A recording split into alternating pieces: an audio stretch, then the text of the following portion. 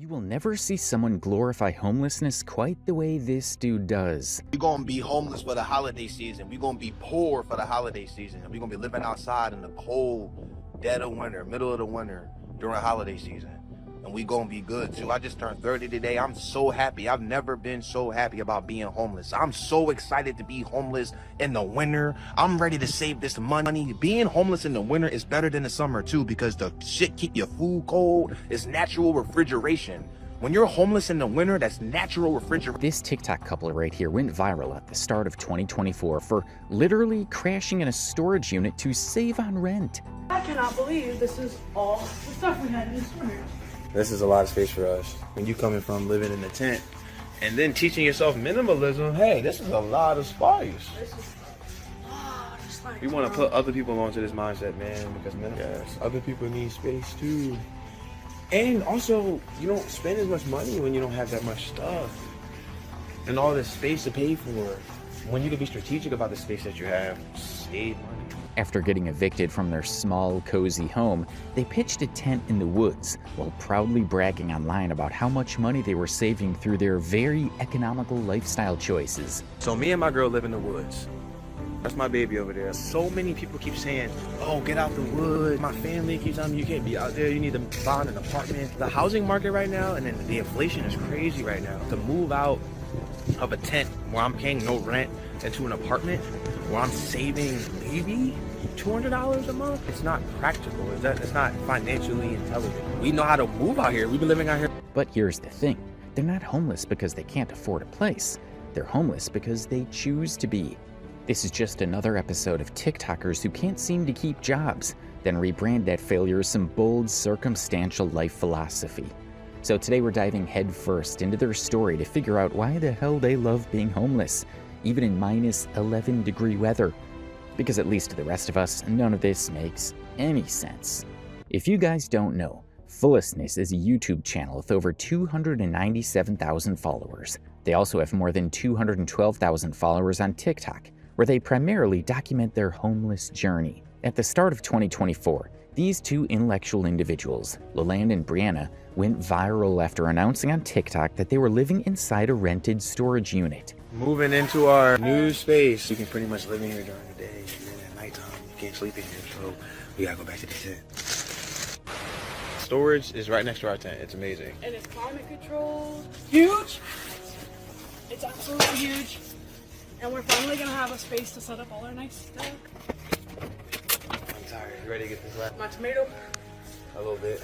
I haven't wanted ice water so bad in my life. Taking all of this stuff out of our tent, put it into this new storage. It's just gonna be a living space. There's not even gonna be storage.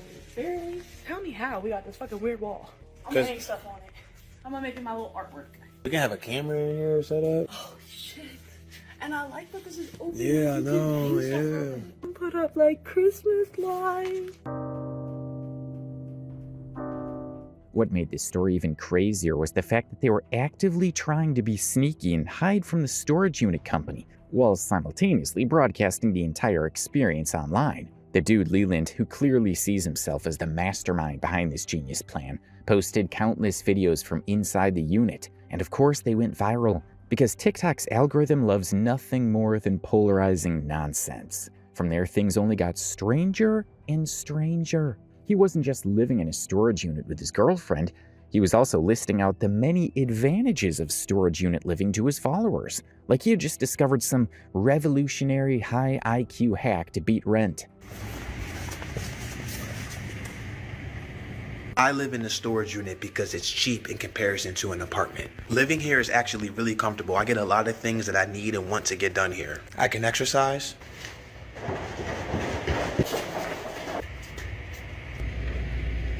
I can use the bathroom. I can play music anywhere in the unit. It's climate controlled in here, so it's nice and warm. This unit is 24 hours, so I can come here anytime I want, stay here as long as I need to. We can take naps if we need to and go to sleep. So this is our living space. Very, very grateful to have this space. And if we want to eat, I just cook right out front.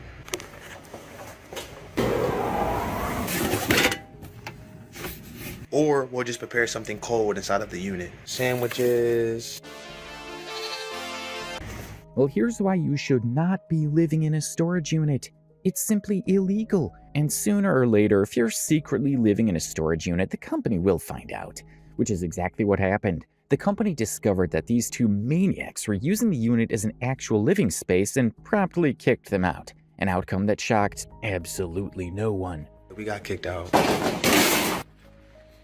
We just don't know what to do right now. We're trying to figure it out. It's a lot. It's a lot of uncertainty. We can't live here anymore. And we can't make videos in here anymore. Now all we have is a tent, and it's freezing cold outside. Just can't live in a storage unit anymore. Figured I was gonna get kicked out, but I'm willing to take risks. You know, have a crazy... Like, we're not gonna go forward with renewing our lease with you guys because you broke like a couple rules in our rental agreement. So you have like 48 hours to remove all your stuff. The units can't be utilized for housing purposes.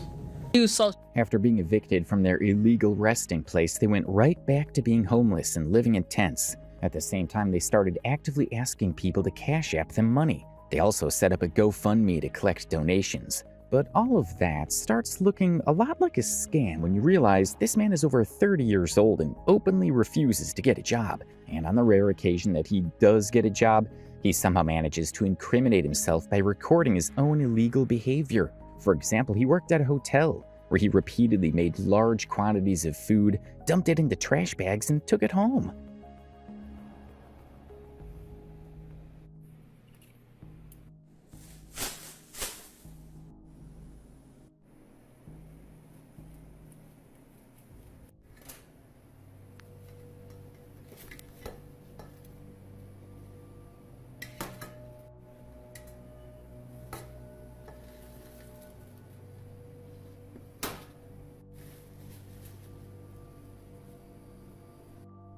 He did this several times and recorded and posted everything. Eventually, his employer caught on, issued a verbal warning, and then fired him for good. I think you're doing your job adequately. There's room for improvement. Not gonna improve it. Exactly. As I said, you've been doing a pretty adequate job for what you've been doing, but there's room for improvement. There's also been A lot of food waste. yes, a lot. We've been going through things at a pace where we shouldn't be, considering the occupancy of the hotel. So, Well, what does that have to do with me not- it's because you're cooking too much food. Well, that's why... And that's if you're not paying attention to the flow of how everything's going, then what ends up happening is you miss when people come in and then you put stuff out there, and then at the end of your service you end up with all this stuff that you have to throw away. And between myself and we have noticed that you've been throwing away and that you don't need a large amount of food. Okay? So that means that you're not putting out things when it's supposed to be out there, and then you're putting out things when everyone's already gone, and then it's pretty much already a waste of that. You need to learn to put things out there before it runs out. It didn't run out, though. It was out. No, it wasn't. If you have 4 pieces of, please don't argue back. If you want to talk about this a little bit later on in private, then yeah, we can go ahead and do that. But right now, this is not the time or the place, okay? I don't want to lose my job, and I just want to do better. So if you can teach me to do better, I would appreciate that. I don't want a situation where breakfast is empty or looks bare at any point during service. Reddit claims that he initially posted this confrontation with his employer himself, but later deleted it when he didn't get the response he was hoping for. Apparently, he genuinely believes he's entitled to steal food from work simply because he's voluntarily homeless. And that logic makes absolutely no sense. If you're living in a tent to save money, you should at the very least have enough money to buy food, especially when you're allegedly saving so much on rent, right? What makes this even stranger is that he told his followers his employer was forcing him to throw perfectly good food into the trash.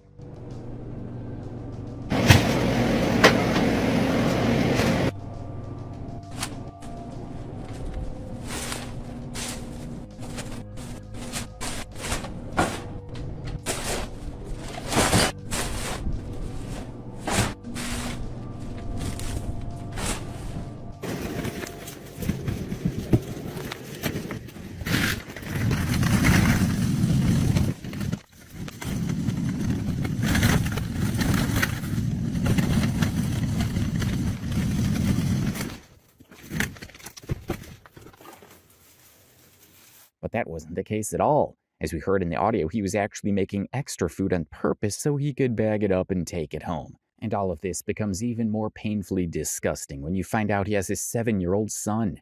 Yet here he is, choosing homelessness, refusing to work, and branding it as a lifestyle. He's also very proud to announce that he'll never work a 9-to-5 because it's not his thing. Instead, he claims to be the CEO of his own life, which, judging by the results so far, is not exactly a glowing resume. I'm never getting a 9-to-5, ever. This 9-to-5 would slow down my entire process. It would make it where it's like, I have to go to work while I'm homeless, living in a tent. I gotta go use my energy to get to work. I don't have a car, so I have to ride my bike there or get an Uber, spend money, okay? And that's time, 8 hours a day. Time, that's 8 hours of your day gone. And you come back, you're tired, and you're homeless in a tent. That's a lot. You know how much money I'm making working at a job?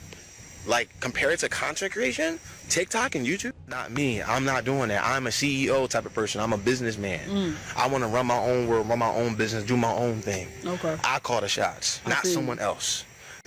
Amid all of this chaos, it seems like people are actually more concerned about Brianna, who's only 21 years old. From what's been shared, her parents appear to be financially stable, and even offered to let her move back in after they got kicked out of the storage unit. The only catch, they understandably did not want Leland anywhere near their home, but Brianna appears to have left all common sense behind. Giving up a college education and a stable place to live with this guy is just insane. Bring a man up to your level, but he'll always drag you down to his level. Guaranteed 100% of the time. You're not gonna fix him, you're not gonna help him, you're not gonna save him. He's gonna drag you down. Girl, what are you doing? What do you mean you're gonna be living in a tent with a man? You could live in a tent by yourself. A provider? A protector? A bum? Not a bum. Come on, girl. This is the same thing with Pookie. You got a man, why are you in a motel? You've got a man, why are you in a tent? Tell them to go be men. What is the point of a man if he's not going to do anything? Literally. What is the point of them? If they're not useful, move along.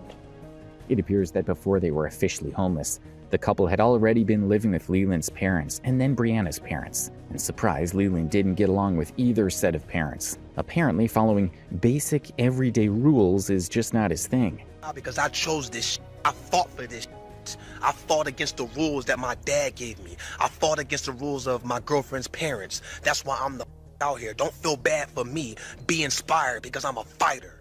I fight for the life that I want. I fight for the things that I want out of life.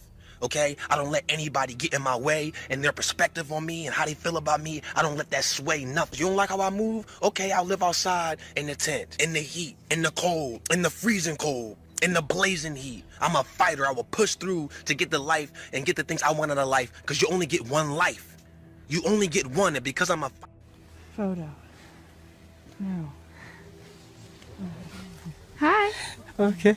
This kind of behavior has led many people online to speculate that something is seriously off inside his brain, because there's simply no universe where a fully grown adult operates like this and thinks it's normal. At times, Leland also comes off as oddly controlling in ways that make absolutely no sense. Some people believe he may be manipulating Brianna into going along with these extreme decisions, especially since he has a habit of presenting his foolish ideas as if they're groundbreaking life philosophies. It's also worth mentioning that they're in an open relationship. Around the same time Brianna got involved with Leland, she also started doing OnlyFans. They likely do OF together, and Leland often brags about how Brianna goes off to meet other men and claims it doesn't bother him at all. She's out with another guy right now.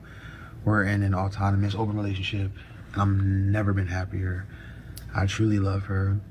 I'm happy that she's learning herself and having her experiences at 23. That's my baby. She is so wise beyond her years. She is so beautiful. And she is so sweet and loving and caring, and like, she's so understanding and open-minded. This whole open relationship thing, autonomous relationship, has taught me how to love myself better. Like, you know, let go of attachment, fear of abandonment, exclusivity. All you got is yourself. That's all you need is yourself. If Brianna left me, I shouldn't feel empty. When you factor in the age difference between them, this whole setup starts to feel a little suspicious. We don't know exactly what's going on between the two or what kind of dynamic they truly have, but from the outside looking in, the entire situation just feels deeply unsettling. Now, after they got evicted from their storage unit, a lot of things started happening very quickly. For starters, they went straight back to living in tents. This time, however, their videos had already gone viral, which meant an unusually large number of people were closely watching and monitoring their activities online. This sudden attention convinced Leland that he definitely had a bright future in content creation. As a result, he decided he no longer needed to look for a job and would instead remain homeless until he became a big enough creator to afford a place to stay. I'm so tired. I don't want to work at a job. Jobs suck. Jobs are boring. Oh my God, I can't do it anymore. Keyword, anymore. Anymore. I did it before. I had a job before, but you guys don't know my story. Oh my gosh. Initially, his plan was to stay homeless until he had saved enough money to buy an RV. So me and my girl live in the woods. That's my baby over there. So many people keep saying, oh, get out the woods. My family keeps telling me you can't be out there. You need to find an apartment. The housing market right now, and then the inflation is crazy right now. To move out of a tent where I'm paying no rent into an apartment where I'm saving maybe $200 a month, it's not practical. It's not financially intelligent. We know how to move out here. We've been living out here for a year and a half now. Make money, stack up that money, live in a tent, pay no rent, stacking up cheddar to live better later. We want to get an RV too. We don't want to get an apartment because an apartment, you're giving your money away to the company. An RV, you're investing into an asset. People be assuming, oh, you're homeless, that's so sad, and you're living in the woods. The decisions that we are making are... In this video, he claimed that he was saving around $200 a month for about a year and a half. So naturally, you would assume that by 2025 at the latest, he'd have enough money for an RV, right? Well, here we are. He still doesn't have an RV and he's still homeless. So it really doesn't seem like any of his so-called genius plans ever work out. He's almost certainly exaggerating or outright lying about how much money he's saving to make himself sound financially intelligent, which he very clearly is not. Instead, he appears to be intentionally avoiding getting an apartment or even a motel room, because staying homeless allows him to be lazy and continue racking up views online. Because if he were actually that intelligent, he wouldn't be living in the woods with his girlfriend in minus 11-degree weather. Come on! Woo!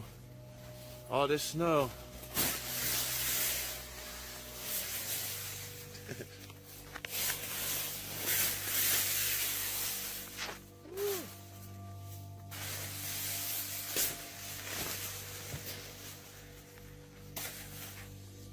All this snow.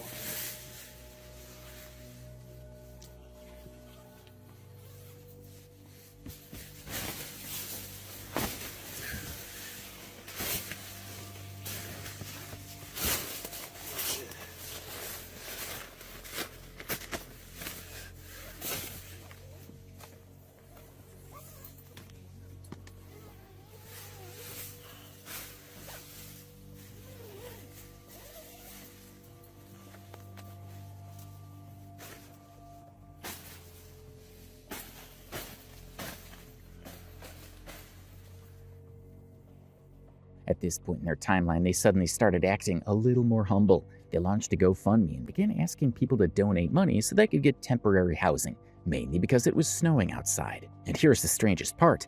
People who hadn't fully caught on to their scamming behavior actually donated money to them. Not long after, a genuinely kind woman, who regularly helps arrange temporary housing for homeless people, reached out to these two grifters and offered to pay for their hotel stay until the cold weather settled down. Not only did they get to enjoy a free hotel stay without paying a single dime, but they were also given an extension on their stay after their tents were destroyed by the snow. The same woman even offered to replace their tents after they posted a video showing the damage. Oh my gosh. Our tent is messed up. It is compromised right now. What? It's broken, babe. I don't know if you know this. This is broken. Oh my gosh. We should have came back here. We was at the hotel so long, man. It's been so cold. We didn't come back to our tent, and now our tent caved in with all the snow. Our stuff is literally trapped in our tent. This snow is so heavy right now. Yes, try not to step on our stuff, babe. You're stepping on our stuff. We're going to have to get another tent for sure. We've been at the hotel so long.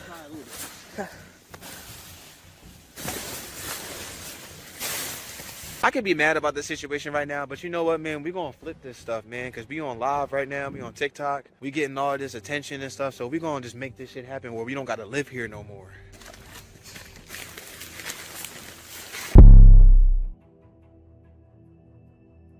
Many people believe that Leland intentionally left some of his belongings inside the tent before leaving for the hotel, specifically so he could later film the destruction and use it to gain sympathy and attention online. But soon after he posted this video and got an extension on his hotel stay, the woman paying for all of this discovered that they had already an active GoFundMe and were continuing to receive donations under the excuse of needing temporary housing. At that point, she understandably decided she no longer wanted to support them financially. What's truly wild is that instead of feeling even a little bit of shame for scamming someone who helped them during the dead of winter, their entitled selves actually turned against the very woman who had arranged housing for them in the first place. Yo, she kicked us out of the hotel. She kicked us out of the hotel because we have too much money on GoFundMe. Too much money, even though we didn't reach our goal. Like, she's helping us. Like, okay, it's so crazy, yo. We wanna inspire y'all, man. Like, this stuff is not. Yes, I don't want to work. Someone said I don't want to work. No, we do want to work. We want to work for ourselves. I want to work. I don't want to work at a job, specifically a traditional job. We are going to work for ourselves. We want to work for ourselves. Yes, self-made.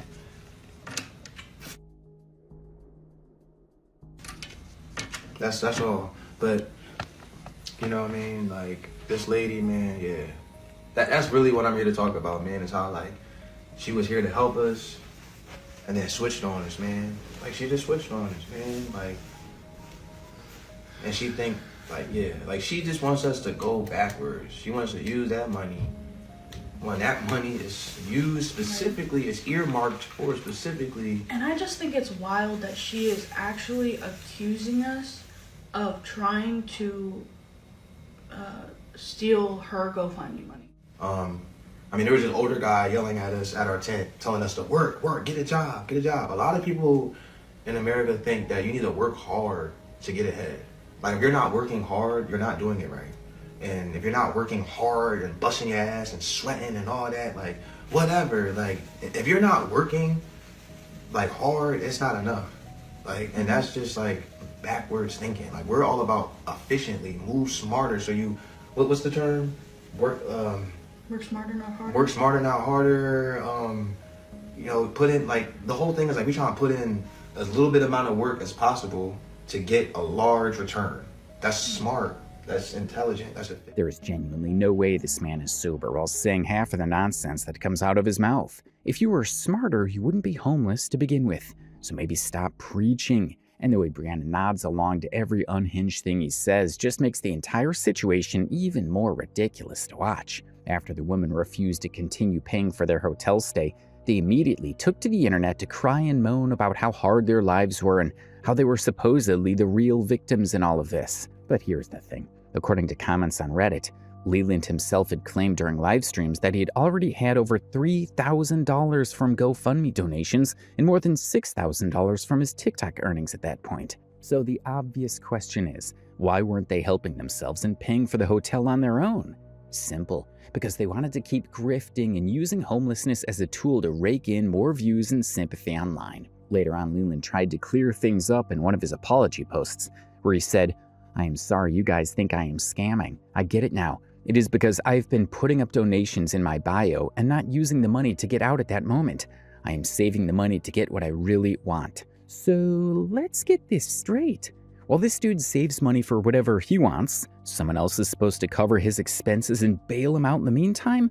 What absolute nonsense. At this point, many people no longer even believed that they were genuinely homeless. Around this time, they were aggressively posting homeless content, living in U-Hauls and similar setups, and milking the aesthetic for everything it was worth, while they constantly preached that homelessness was actually smart.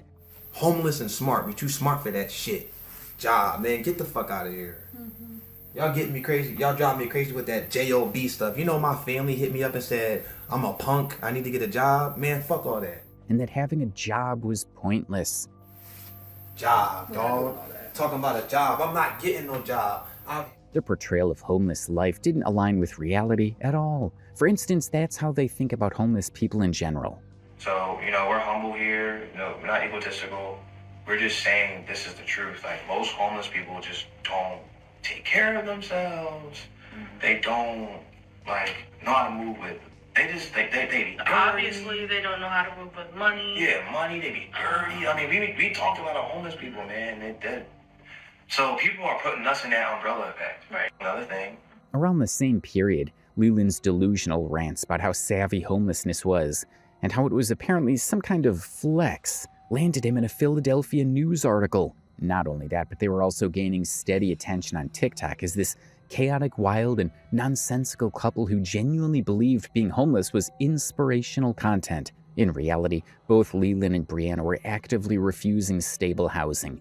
They briefly stayed at Leland's parents' house again, but left shortly after, because apparently living in tents suited them better than living indoors under basic household rules. What's especially troubling is that Leland repeatedly claimed on live streams that he would never get a job, or even consider one, because he was allegedly earning thousands of dollars on TikTok. Income.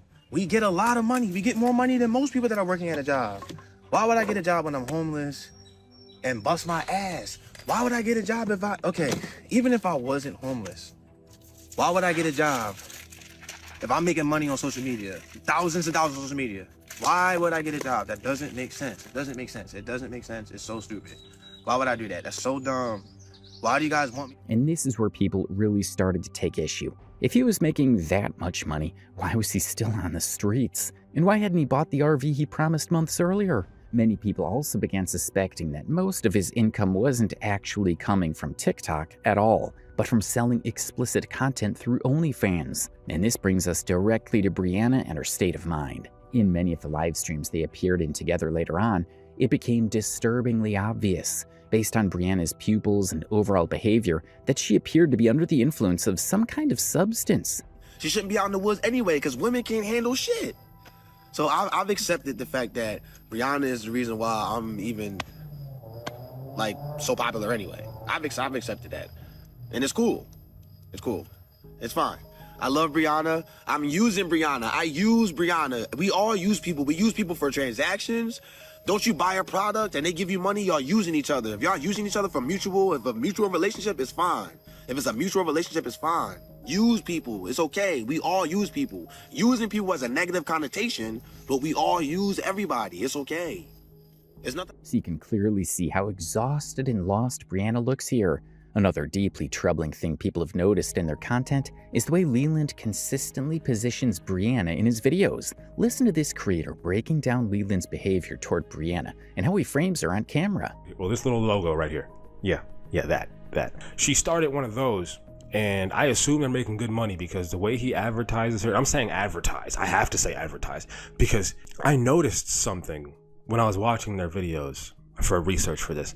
I noticed that he will almost frame her. I don't know how to, I'm trying to think of it to not sound like a film dickhead, but he would stand next to her, he would stand next to her, whatever. He would stand next, that would go like this, Back to my theory earlier about her, about him just flat out pimping out her image. She has the skin tight flared pants on with her chest fully out, no bra, hair done wonderfully. She looks beautiful. I'm not saying she's ugly in the slightest bit, but bro is not walking back and forth and she just so happens to be there. He is speaking with his arms, not obstructing her image, showing her off, if any. This is not an isolated incident.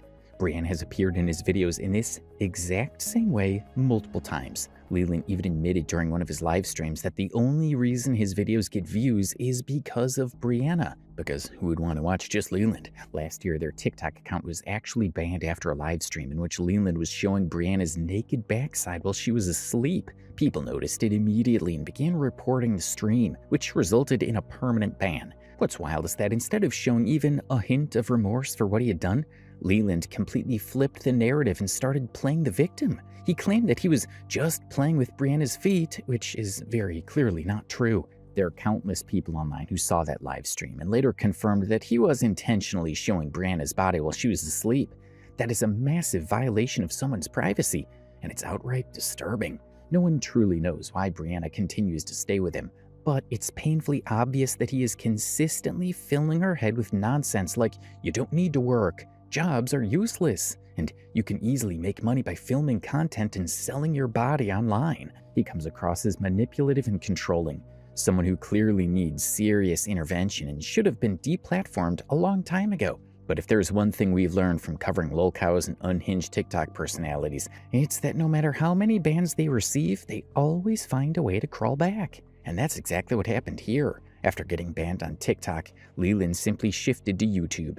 He even claimed in one of his YouTube videos that he lost over $7,000 because of the ban. So we cannot make an account right now. We're gonna wait it out because we don't want to make an account right now because TikTok has their eyes on us. So we're gonna wait it out and wait to see if, like, later on we'll, make another account using a different IP address, and I'll have a new phone.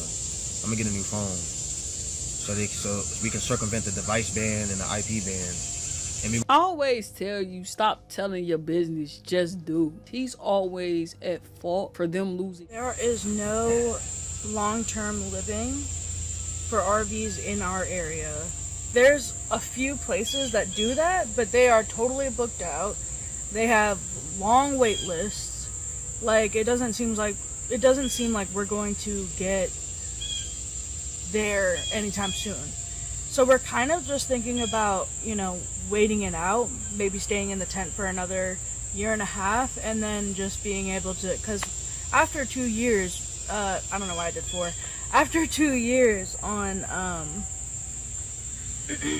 making money on social media and stuff like that, you can technically claim it as a business, and then you can get loans. You could think about maybe getting a mortgage on a house or land, a land loan, something like that. Y'all not uncomfortable enough for me. Because ain't no freaking way I'll be sitting up there talking about, oh, we may have to stay in this tent for 2 more years. Motorhome. If we get a motorhome, we could technically travel around and stuff like that, but that would be very difficult. We have to stay close to his son, and it's just the options that we were looking into are feeling. Ma'am, you got all the options in the world. You got. If we're being honest, the entire time this guy claimed he was saving for an RV, he had absolutely zero intention of ever getting one. Because here Brianna herself admits that they were unable to find space for an RV. So who exactly was he fooling all this time? And the dumb excuse that he can't move somewhere more RV friendly because of his son is complete nonsense. If he actually cared that much about his child, he would be working a stable job and living in stable housing so he could properly provide for him and have his son visit. This TikTok ban is just another example of how Leland constantly manages to mess things up for both of them. After the ban, he even went as far as revealing their tent location online, which resulted in the cops showing up and forcing them to remove the tent. This is the shopping mall that we live in front of. And if you go all around,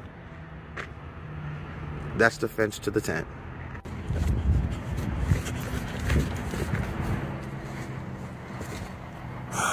Look at that. See? This is where we live.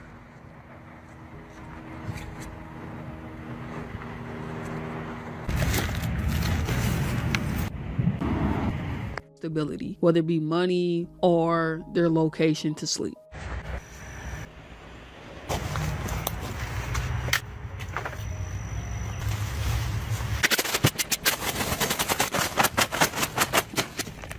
That is crazy. Ooh.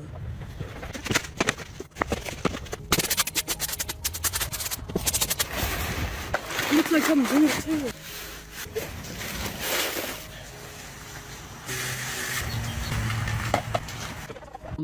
He keeps doing these nonsensical, self-sabotaging things and then expects people to feel sympathy for him afterward. What's more concerning is that it's not even clear whether Brianna actually enjoys this outdoor lifestyle the way he claims to. Living outside in the woods and open fields comes with real issues. Harsh weather, insect safety concerns, and constant discomfort. This isn't some cute aesthetic, it's reality. And during the heat wave last year, it appeared that Brianna eventually left the tent altogether and went back to live with her parents, which honestly says more than any of his speeches ever could. But even after getting numerous reality checks, this was his general attitude. We ain't paying rent. What, you living in an apartment, little nigga? You living in an apartment? You're tripping, yo. We living in a, yo, we outside with it, yo. We circumventing rent, yo. We not living in a, yo, you're tripping, yo. Don't get me started. You in an apartment? Don't get me started. You in an apartment? Paying $2,500 a month? What? You're tripping. What? We're not doing that, yo. Listen, this housing market is tripping. You're tripping. I'm not doing it. I'm not doing it, dog. We living outside with it. What is you talking about? Nigga, we're too, though. We don't complain about nothing. We be surviving in the woods and be cold and hot. What is you talking about? No AC or nothing. What is you talking about? We don't complain about shit. Y'all be bitching. Y'all got an apartment. Y'all got amenities. Y'all be bitching. What is you talking about? Step your game up. Step your mental game up. Stop complaining. Niggas out here ain't got shit. There's people in third world countries. Stop bitching. Stop playing with me. Listen, look. America going down. We ain't got no bread. People out here living, they struggling, dog. What did you stop bitching? Time to step your game up. However, around October 2024, there was a major shift in their living arrangement. They uploaded a video to YouTube announcing that after 3 years of homelessness, they were finally moving into a motel or a hotel. The video itself is nearly half an hour long, but here are the main takeaways. Leland managed to secure this hotel room for around $2,000 a month. His newest master plan was to take whatever money he was earning from YouTube, his girlfriend's social media, and his girlfriend's services, you know what I mean, and invest all of that into day trading. Over in an apartment is so crazy. I never knew you could do this. Like, this joint is $2,000 a month. Okay, that's cheaper than most apartments that we've checked together, me and Brianna. You don't pay utilities. There's no security deposit. It's just credit card or debit. We found a way to circumvent paying rent at an apartment by getting this hotel. It's just easy. It's so simple. You just buy the hotel and there's no credit. Yeah, they don't do credit checks. There's no background check.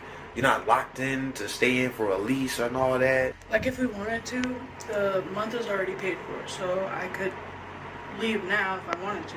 Yeah. And it wouldn't be a big deal. Yeah. This is amazing. We found a way. Now we're going to take this time and hustle every day, day trade every single day, so we can get a van, so we can pay even cheaper than $2K a month, and we can own something, have an asset. Sweetheart, you happy, baby? Yeah. To leave November 12th, day trading, with all the money we made from TikTok and YouTube and her service. Day trading with that money. We're gonna use that money to get a van. Buffalo Wild Wings. We're gonna be practicing how to be professional day traders. We've already lost $700. We made $300. As of right now, we lost more than we made, but we're still learning. Eventually, we'll be like Warren Buffett and really flip this shit. We're gonna be making bread. Because we ain't got no choice, because if we don't, you have to go back outside in the tent. I'm not doing it. The tent is a lie. We done. It's a lie. That's my side. You gotta take L's to get W's. We're gonna lose money to win money. You got a month. 1 month. Can we make 30 grand in a month? Can we make 10 grand in a month? Can we make 10 grand in a month? Can we make double than what we spend in a month? Can we make double? From the way he talks about it, it's painfully obvious that he doesn't actually know much about trading at all. In fact, he proudly admitted that he had already lost over $700, which means this hotel stay was yet another financial experiment, one that he casually dragged Brianna into without hesitation. Now, maybe people wouldn't have cared as much about his constant financial experiments if he were actually risking his own money, but this wasn't the case. During a late-night livestream, he admitted that he was making little to no money from YouTube and that it was Brianna's services that were paying for the hotel and funding his trading escapades. We don't get paid a lot of money. If Brianna was to leave me right now, she would be way better off because I'm not getting enough money from YouTube. I'm not. And then people are saying, oh, we're going to go support her. And listen, look, I told Brianna if we break up, she can have Fullestness. But I'm not making any money from YouTube. Like, I'm not going to say any money. I'm just not making a substantial amount of money from YouTube. YouTube's not paying me like that. I'm figuring out how to get more money from YouTube, but I get most of my money from her service. My girlfriend's service is like what really pays for this hotel.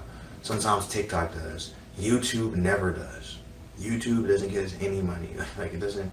A lot of people believe the reason he was so openly revealing these details online was that he appeared to be under the influence of something. His rambling, oversharing, and complete lack of awareness made it hard to believe he was sober during those streams. Face up like he's in a coffin. I've only done that on shrooms. And this is someone who's taken more mushrooms than I think most of my homies will ever see in their lives. I used to overdo it when it came to substances, okay? Flat out. Bro was tripping dick on some good shrooms. People that's not motivated to do shit. So you gotta get disciplined to be motivated. You can't be motivated to be motivated. You can't be.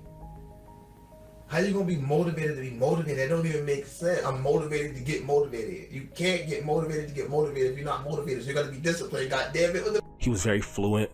He kept, every time he stood up, he kept rocking back and forth, pacing. He kept taking his shirt on and off. I'm like, bro, I know what that is. I know what that is. And at the end of this live, bro shows a bag on the counter because he turns the phone too hard.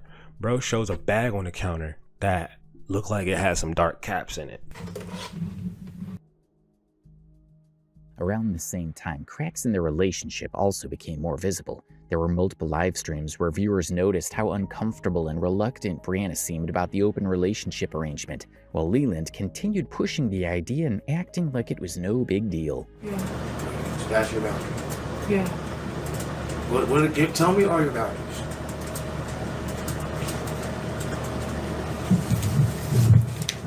That's it.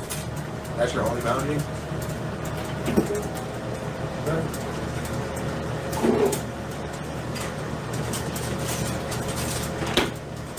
And then what we talked about earlier. Sure. No STIs, no babies. And also... Also what? Nothing. You're not being transparent? Things between the two of them actually escalated when he went behind Brianna's back and slept with his son's mother, which ultimately led to the two of them breaking up. Of course, that wasn't the end of the story. They eventually patched things up and went right back to posting content, hoping to regain the level of views they once had. But their viewership noticeably dropped during this period, which likely made Leland realize that day trading wasn't exactly working out, and that maybe tent life was more on brand for him after all. So barely a few months into their motel stay, he uploaded yet another YouTube video. This time he announced that they were being evicted from the hotel room. And just look at his face in that video. He looks genuinely happy, almost excited, like the thought of being homeless again in the dead of winter brought him immense joy. Living outside. I love being homeless. And you know what's crazy? It's not homeless anymore because that's my home. I live outside. I don't give a fuck. This economy is crazy. America is expecting us to, oh, you gotta go do all this shit, be a man, and get money for what? To live? I don't care about, I'm alive, I'm surviving. That's all that matters. I'm surviving, I'm eating, I'm around my family, I love myself, I love my baby, I love both my babies. Why does it matter? I don't need this shit. I don't need no Xbox. I don't need this shit. I don't need this shit. You see this shit? Look, I don't need that shit. I don't need no walls and shit, roof and shit. I'm cool outside. Niggas didn't have homes back then. We didn't have shit back then. So what do I need this for? I don't need no chair to sit down so my nice booty can be comfortable on the chair. You think I need that shit? No, I don't. I want it, but I don't need shit. I'm good. I don't care. Let's pause for a second and remember that this is an almost 30-year-old man with a child jumping at the idea of living in a tent instead of worrying about stability, income, or responsibility. This man's wild. What makes it even crazier is that he later revealed in another YouTube video that they had been given a 10-day eviction notice. He also admitted that they somehow owed the hotel more than $6,000. $1,000, and every time we stay here is another $80. So they keep stacking it up. So by the time we out of here, we might be at 10 grand. They are suing us for $6,000, right? Just about, yeah. We currently owe $4,000, something like that. But the full stay, the full amount that we've already signed our contract for is a little under $6,000. Packing up all our stuff here so we can move out of the hotel and be homeless. Look, tent. So we're gonna be living in a tent. We honestly don't know how their situation managed to get this bad, because right before moving into the hotel, they were claiming they were financially set. According to them, they were earning well from social media and from Brianna's services. And let's not forget, the entire reason they were living in a tent in the first place was supposedly to save on rent. So where did all that money go? This guy even went as far as claiming that they somehow managed to burn through $80,000 in a single year. Another part of it is investments. I did invest into day trading, which is another learning thing that I've learned. Like I lost 11 grand. We made 80K. So we lost 11 grand from investments. But that still leaves us 79 grand. Is that good, man? Nope. Yeah, $79,000. Like, but it really was just us being irresponsible. That was most of the money. We didn't blow all of it until we were able to get a hotel. Like we had a couple of dollars still left over. You stupid! Even after allegedly blowing through massive amounts of money in a single year and not paying rent at the hotel, he still had the audacity to demand services from them. Despite owing nearly $7,000, he genuinely believed they were still obligated to wash his dirty towels. We got evicted and we owe 7 grand, and so they're denying us services. I brought my dirty towels to the front desk, and this person goes into the dirty bag, pulls it out and says, "What is this? You should have thrown this in the trash." My whole thing is, why are you talking to me like that? So, and my second thing is, we've been bringing them same type of towels here this whole time we've been here paying money. The person's issue, and they said it themselves, is that we owe 7 grand and they don't have to do We don't know what kind of substances he was allegedly using while staying at that hotel, but whatever it was, it clearly stripped away whatever tiny shred of intelligence he had left. After posting that final hotel video, he started doing a literal countdown to the day they would be homeless again. We're gonna be homeless in 4 days. We really don't have that much time, so we have to get this stuff set up. I'm not gonna lie, we've been lollygagging a little bit because it's a lot of work, taking a break. But today, me and Brianna are getting this done today. We not playing. She got some packages today where we've been told that we can't get any more packages delivered here because we got evicted. So we gotta hurry up and get out of here. They told us at first that, and if we got packages in here, well, they'll send them back in 24 hours. Now they're telling us, well, if we get packages in here, they're gonna send them back immediately. So they're giving us a grace period, but Brianna got to get these packages sent in because they're saying, yeah, we got evicted and they want us out of here, so we got to get moving. We also have to finish setting up the tent too. It's still not complete, okay? So there's a lot of work that me and Brianna have to do, okay? So, and we get tired and stuff, so we're still trying to set up the tent where it's warm when we go in there. And, you know, we got to put tarps on the top and the bottom. There's a lot of work that we have to do.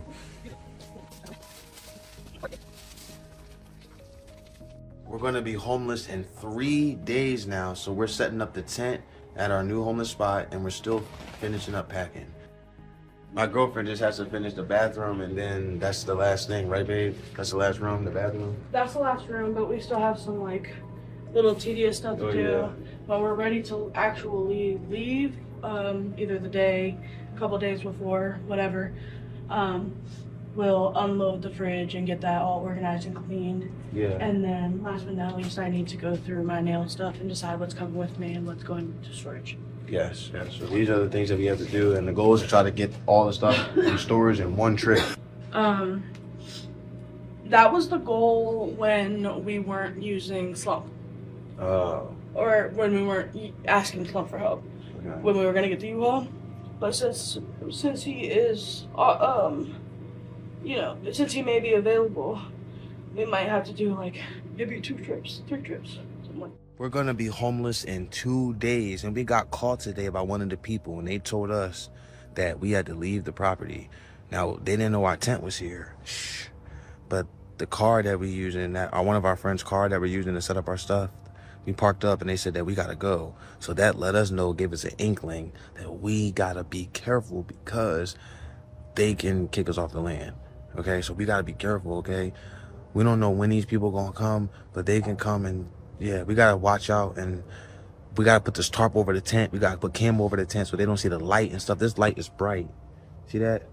So we gotta be low key. So we gotta set the tarp up and the camo up as fast as possible, but we don't wanna do it at night because it's too dark. So we gotta do it during the day and be fast, quick and fast. They'll be on our ass. Brianna is setting up the tent today, so hopefully we're finished today, okay? And it's not that cold today, so we're gonna take advantage of it and get this stuff done. But even if it was cold, we wouldn't be cold anyway because we got so much stuff that keep us warm, so it don't even matter. We're gonna be homeless in 1 day, so we got a tent in the tent. We setting up today to make sure everything is gonna be good for tomorrow. A tent in the tent. That's a double. Ain't that crazy, y'all? Look.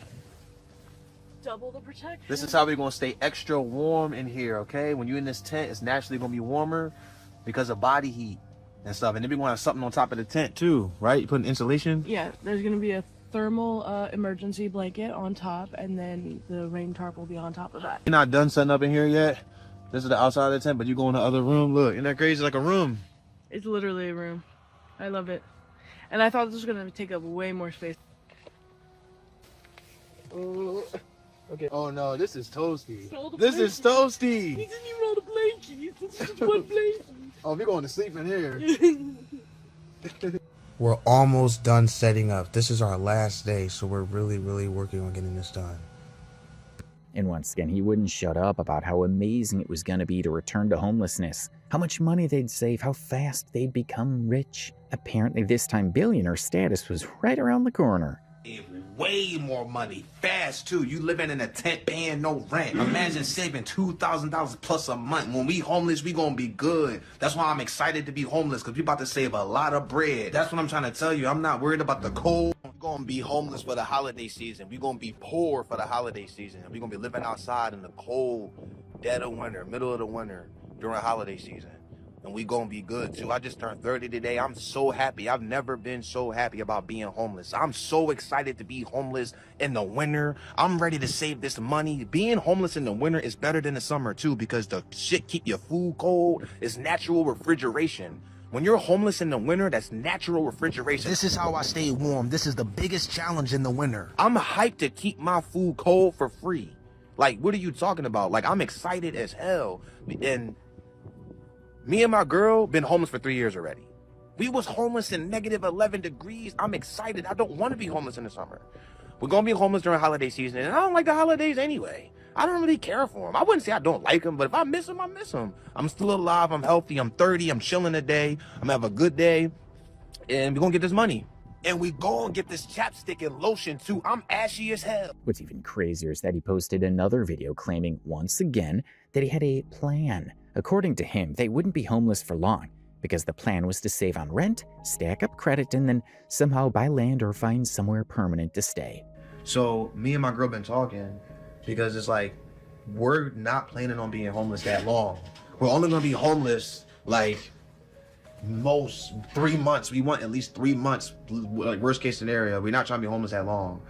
We're actually getting equipment for it soon. We're going to go to Walmart and get the tent and get all this stuff to set up the spot. I would like to get a hotel, because another hotel, and we're going to get a nicer one, and we can stack up credit. It's not about saving money. Like, yeah, we'll be paying like $3,000 plus a month at this hotel. So what? We can make the money. We will be saving still $300 to $500 a month with all our bills paid.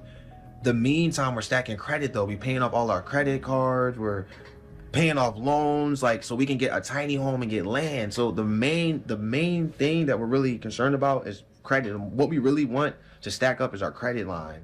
How exactly this plan is supposed to work remains a mystery. What is clear is that he's a lazy grifter who does nothing but spin stories. Just listen to him rant about how he's an entrepreneur, how they're amazing at running multiple businesses, and how they'll just figure it out. When we get evicted. So we're choosing to be homeless because we want to stack up cash. We're young entrepreneurs. We're still learning how to run a business. Multiple businesses. It's me and my girlfriend together. We're in a romantic relationship. How many people you know that are in a romantic relationship that run a business? It's hard. So me and her are choosing to be homeless to learn how to run a business the right way. When we're living in a tent, no one's around us, no one's distracting us except ourselves. Okay? And me and her are learning how to be a unit.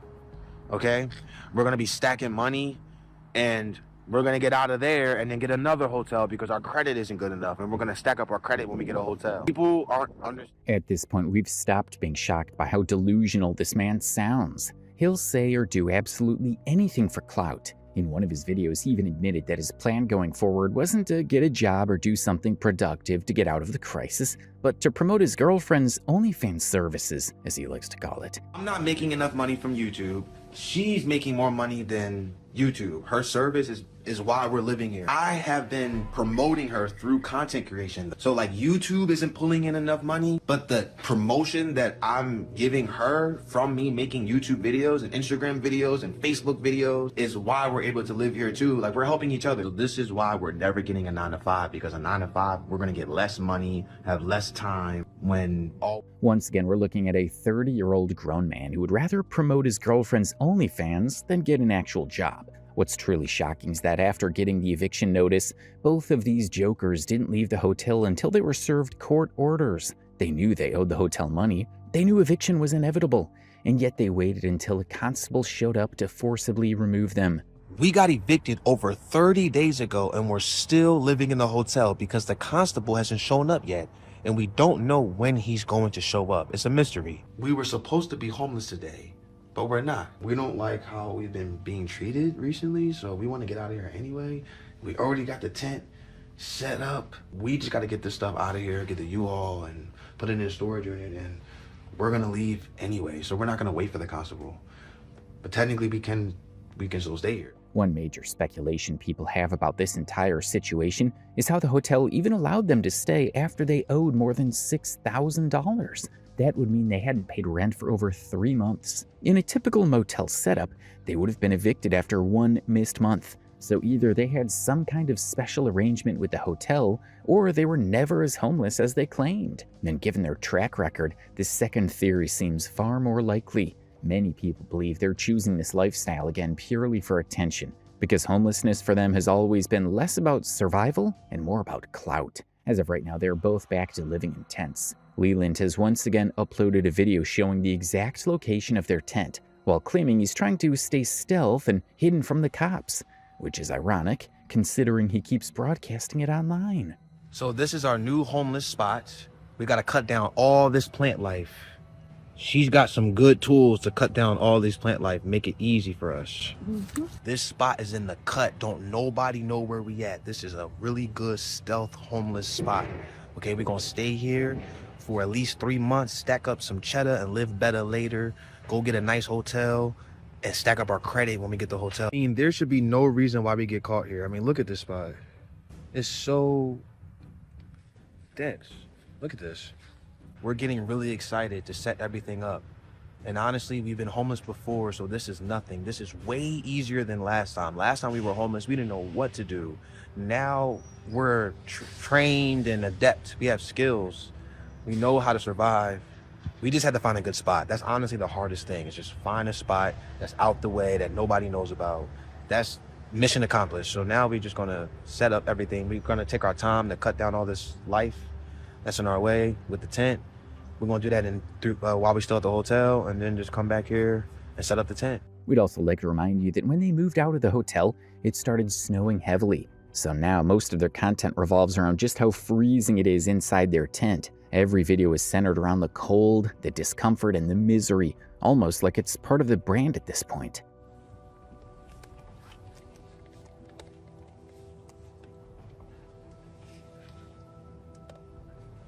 At least we know them boots are keeping your feet warm. Yeah.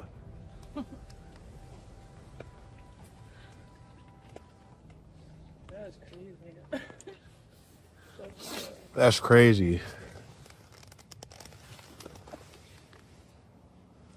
The light, it got it. After watching these videos, a lot of people are once again urging Brianna to leave his sorry ass. Because if she's earning a decent amount on her own, there's absolutely no reason for her to keep carrying him financially. She could very easily live on her own and support herself without dragging a grown man along. And if she continues to stay with him, it's painfully obvious that he'll keep pulling her into new disasters over and over again. There's no such thing as stability in his life. He has one and only one future plan: not getting a job, not doing any real work, and remaining homeless by choice. Sure, this might work out fine while they're young, but what happens when they hit their 50s or 60s?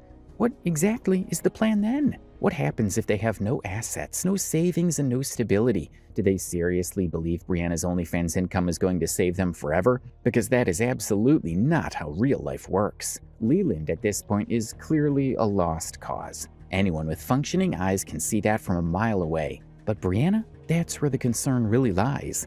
We can only hope she realizes what she's doing to her life and how she's wasting her youth following this guy around and handing over her future decisions. She deserves better than freezing in tents, dodging cops and funding someone else's delusions. We genuinely hope she comes back to her senses, returns to her parents' home, where there is stability, support, and actual opportunity, and chooses a future that isn't built around survival mode and internet clout. Dark shines bringing me down, making my heart feel sore.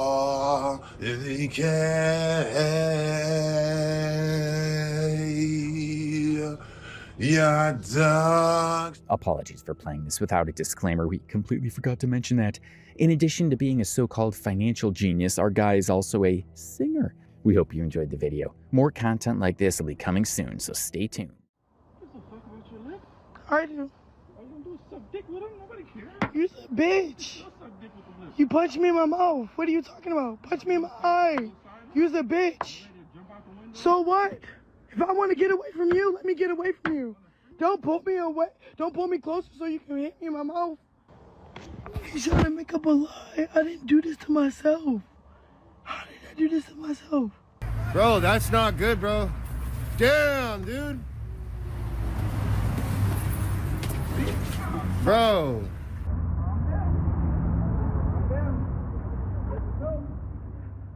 If you're a sucker for internet relationships, chances are you've come across couples doused in toxicity. Kirk and Rashida Frost, Ike and Tina Turner, Mendices and Yandy Smith.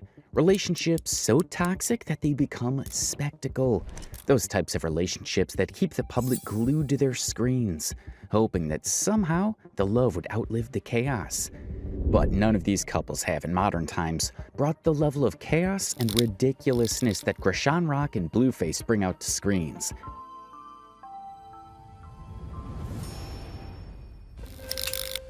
Not just messy, but also chaotic to the point where it seems unreal. Chaos like Chrisean Rock breaking into Blueface's house, cutting herself, and writing that she loves Blueface with her blood on the wall, before stealing his car and driving all the way to Baltimore. She wrote, "I love Blue" with her own blood. And then stole your G-Wagon and drove it to Baltimore, which is 25 hours away from crazy. LA. I've never had this happen to me. I've never met anyone like that. Or this, Chrisean Rock permanently etching Blueface onto her body. 7 tattoos, including one on the side of her face. How many Jonathan-related tattoos do we have now? I just have 7. I thought she was going to say 3. I know, right? She said, I just have 7.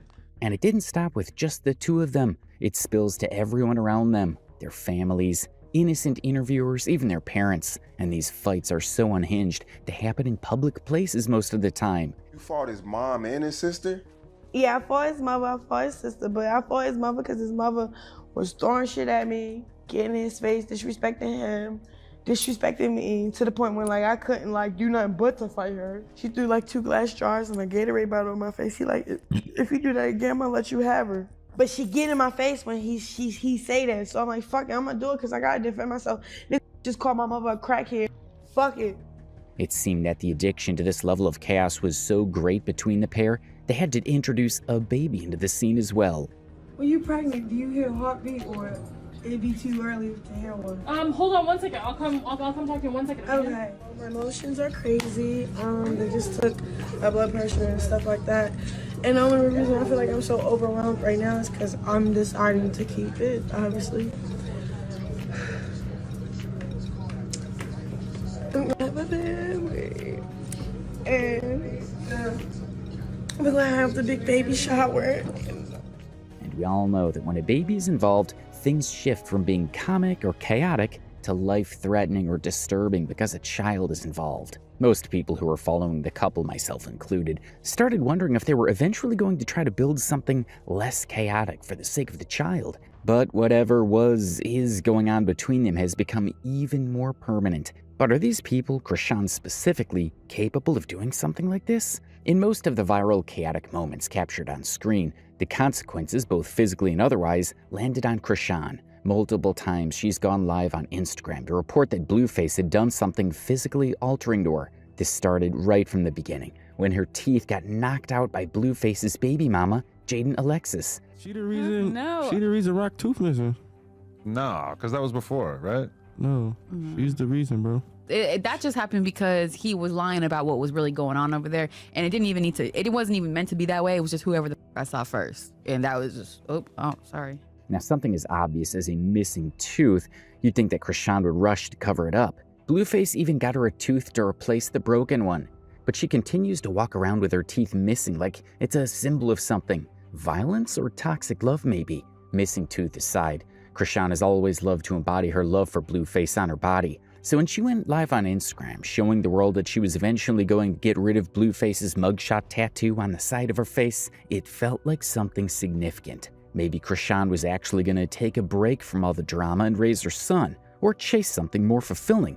Maybe it was going to be something significant. It seemed that way too, because on that very same day, Blueface released a video of his new girlfriend getting a tattoo of him on her neck. In the video, he kept asking her if it was for life, and if she was going to keep the tattoo ingrained on her body. She agreed to both.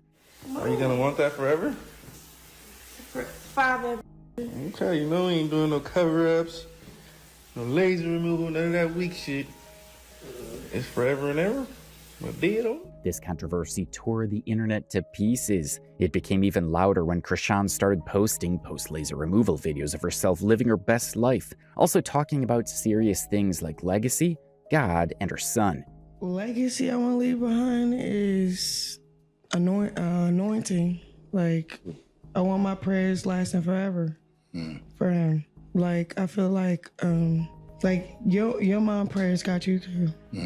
And still holding you through. It seems realistic, touching too, but there's still a linger in our minds. Is Chrisean Rock, the world's most chaotic woman, finally ready to settle down and just be normal? Or is this simply one of the Blueface Chrisean stunts to make more money off her curiosity? To come to a conclusion about anything, first we have to start from the beginning. Who is Chrisean Rock? How did she become the most volatile person in the world? And who or what exactly has been making her spiral so much? Finally, is life finally catching up to her? Before the cameras, the missing tooth, Blueface, and Zeus Network, Chrisean Rock was Chrisean Eugenia Malone, the 11th out of 12 siblings living in Baltimore. The first time she saw her father was when she was 7 years old, because he was incarcerated from when she was an infant. Her mother, on the other hand, was a drug addict. Due to these predicaments, she experienced levels of homelessness as a child. The most vivid she recalls was at the age of 9. My mother got housing and shit, but like she losing it because my nephew like did some shit with the dirt bike and bust this water pipe. It was like too much money or whatever, so we lost our housing. Like, so during that time period, like the lights was out, no food. It was dark as shit. I'm like, 9 years old. All I remember, it was cold as fuck. It's snow outside. It's no food. We're hungry as shit. It's me and my little brother. All the family that lived there, not there no more because it's no lights. It's not really like a habitat you can live in. But when her father eventually got out of prison, it wasn't exactly roses and sunshine. It was abuse. Chrisean has spoken about witnessing her father abuse both herself and her mother. My mama had all 12 of us. I just witnessed her get abused by my dad. He kept stability. But I really feel like my mom kept that. I just feel like the guys in her life, the men that's in her life, like end up taking advantage of who she was and what she was. I don't know. Like it used to be like things like he used to take her to the woods and tie her up and beat her up. And so my mom dealt with depression, anxiety on like a high scale. So she got hooked on antidepressants, which got abused, obviously. Regardless of the setbacks in her childhood, Chrisean seems to have come from a Christian home because she consistently talks about her faith. And according to her, her first words were, hallelujah. The best I can say, baby say dad. Everybody know that. But yours was hallelujah. And I will never forget it. She also had astounding talents. Talents that made it feel like she could actually get out of that life and make something better from her past. Well, she did get out. She did find a way to the spotlight. However, what was envisioned and what actually happened Two totally different paths. As a teenager, Chrisean's life could have gone in a very different direction. She was a standout athlete in high school, competing in track and field events like sprinting, shot put, and long jump. She even trained and participated in the Junior Olympics. She was the youngest contestant on the sports show Ultimate Tag, and she won the cash prize of $10,000. From there, she went on to get a scholarship to Santa Monica College. She could have been a Simone Biles from Baltimore. I've been tapped in beast mode this whole time. I'm ready to just win this money. Let's go. While she was maintaining her sports career, she was also building a social media presence. This she started at just 15, and she used to share contents revolving around lifestyle, fashion, and her loud personality. It's Chrisean Malone. This is a video clip just showing who I am. I like to act. I like to model. I run track. I'm very athletic. I used to play soccer in high school. Looking at this version of Chrisean, it's hard to imagine that she'd end up covered in tattoos, causing chaos on social media, and centering all of her life around one man. And yet, that's exactly what happened. Blue Girls Club launched in 2020. Blueface described it as a PG-13 OnlyFans-style platform, a house where women would live together, fight, compete, and gain exposure by proximity to him. According to Blueface, it was about opportunity. But if you look closely enough, you'd see that it was all about extortion.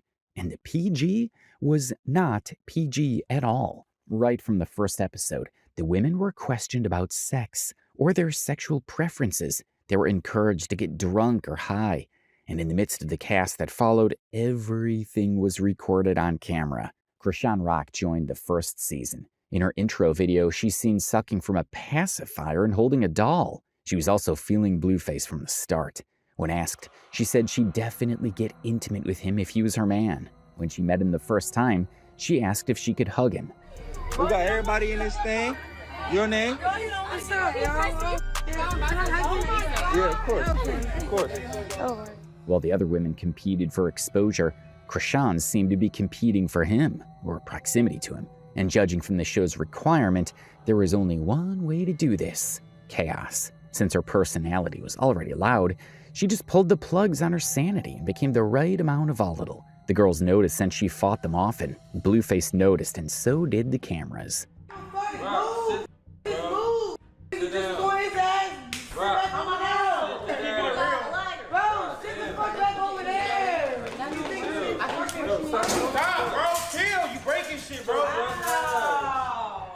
This chaos eventually reached Blueface's baby mama, who suspected that something was going on between Blueface and the girls in the house. Chrisean got caught in the crossfire and she lost her tooth. During this period, Blueface did show care to her. Now, it's different to say when exactly that care transformed into something more. It's okay. It's not about the money. We're gonna fix your teeth. Don't worry. Okay? You high? You off the meds? Alright, well, don't worry. Don't worry about the money, okay? You straight? We on our way back? You a tough cookie, cuz. But she eventually won the show and got the closest proximity to him. And eventually, she was signed. Not as an athlete, not as an influencer, not as who she was before, but as a rapper under Blueface's label. A new identity built straight from chaos. With a foundation like this, you have to be twice as chaotic to remain relevant. That's exactly what Chrisean decided she was going to be. Once Chrisean was signed under Blueface's label, the dynamic shifted. She wasn't just a former contestant anymore. She'd now become part of his brand and personal life too. On camera, they appeared strangely familiar with each other. The kind of familiarity that made people ask questions, and these questions were asked directly. You feel like y'all like soulmates? Cellmates? My cellmate right now. It's my celly right here. Big rock back. Not the little big rock. In this video, Blueface called them sailmates, not soulmates. Basically, people who were coming together to make some sort of money from each other. It was said casually, but Chrisean looked and acted offended, like the answer mattered more to her than him. That's weird. Oh, that's weird. Because you play too much. You asked you a real question. I mean, well, what's the difference from cellmates and soulmates? What do you mean? What's the difference from cellmates? It's a big difference. What do you mean? Are we in jail? That imbalance shows up again and again in interviews. I don't believe in marriage, but What? I love her. He getting married with me. Can you be quiet? Is this go along? Blueface said that he doesn't believe in marriage, but he loves her. The question of what they were continued to hang in the balance, starting from speculations from the girls in Blue Girls Club, who kept saying that they were closer than expected, to the internet and public appearances. That speculation seemed to solidify with their first song together, Lonely. Bitch, I'm dying. Bitch, I'm dying. I'm dying. I'm done with the argument. It's time to say goodbye. It's a new. With visuals that seemed too intimate to be on screen. Maybe the lyrics meant that they were something more, right? When people started talking about the video, Chrisean came online with a different message. I was not even trying to be an artist, bro. I went to the stew because they was crying about a boyfriend that broke their life, you feel me? Ran off on some money, some peas, and some more. Right? I was hurt because my mother was down bad and I couldn't help her out because my fucking ex did me slime. Like, y'all so worried about me. I was worried about what I was going through. Like, She says the inspiration for the song wasn't Blueface, it was her ex and her critics. She tells her ex to stop being angry about her cheating. She says she's finally found someone who understands her, someone willing to work with her energy. In her words, a goat found a goat. Despite the ambiguity around their relationship status during this time, this felt like a serious admission made publicly. After the video went viral, everything accelerated very fast. Also in a good way too, because this was also the period where Chrisean began tattooing Blueface onto her body 5 times. So, how many Blueface tattoos do you have? I got 5. One on my face, one on my neck that say Jonathan Jamal Porter, one on my that say Jonathan's, one on my hand that say Jonathan. Their appearances together increased. All right, and what's your favorite day spot? On, like, what's your favorite day spot? Ice? Favorite that crab spot? She like not. Okay. Their lives became frequent. Chrisean, why you always look like you musty? And so did the arguments. Was it a girl or a guy? What kind of question was that? So it was a girl?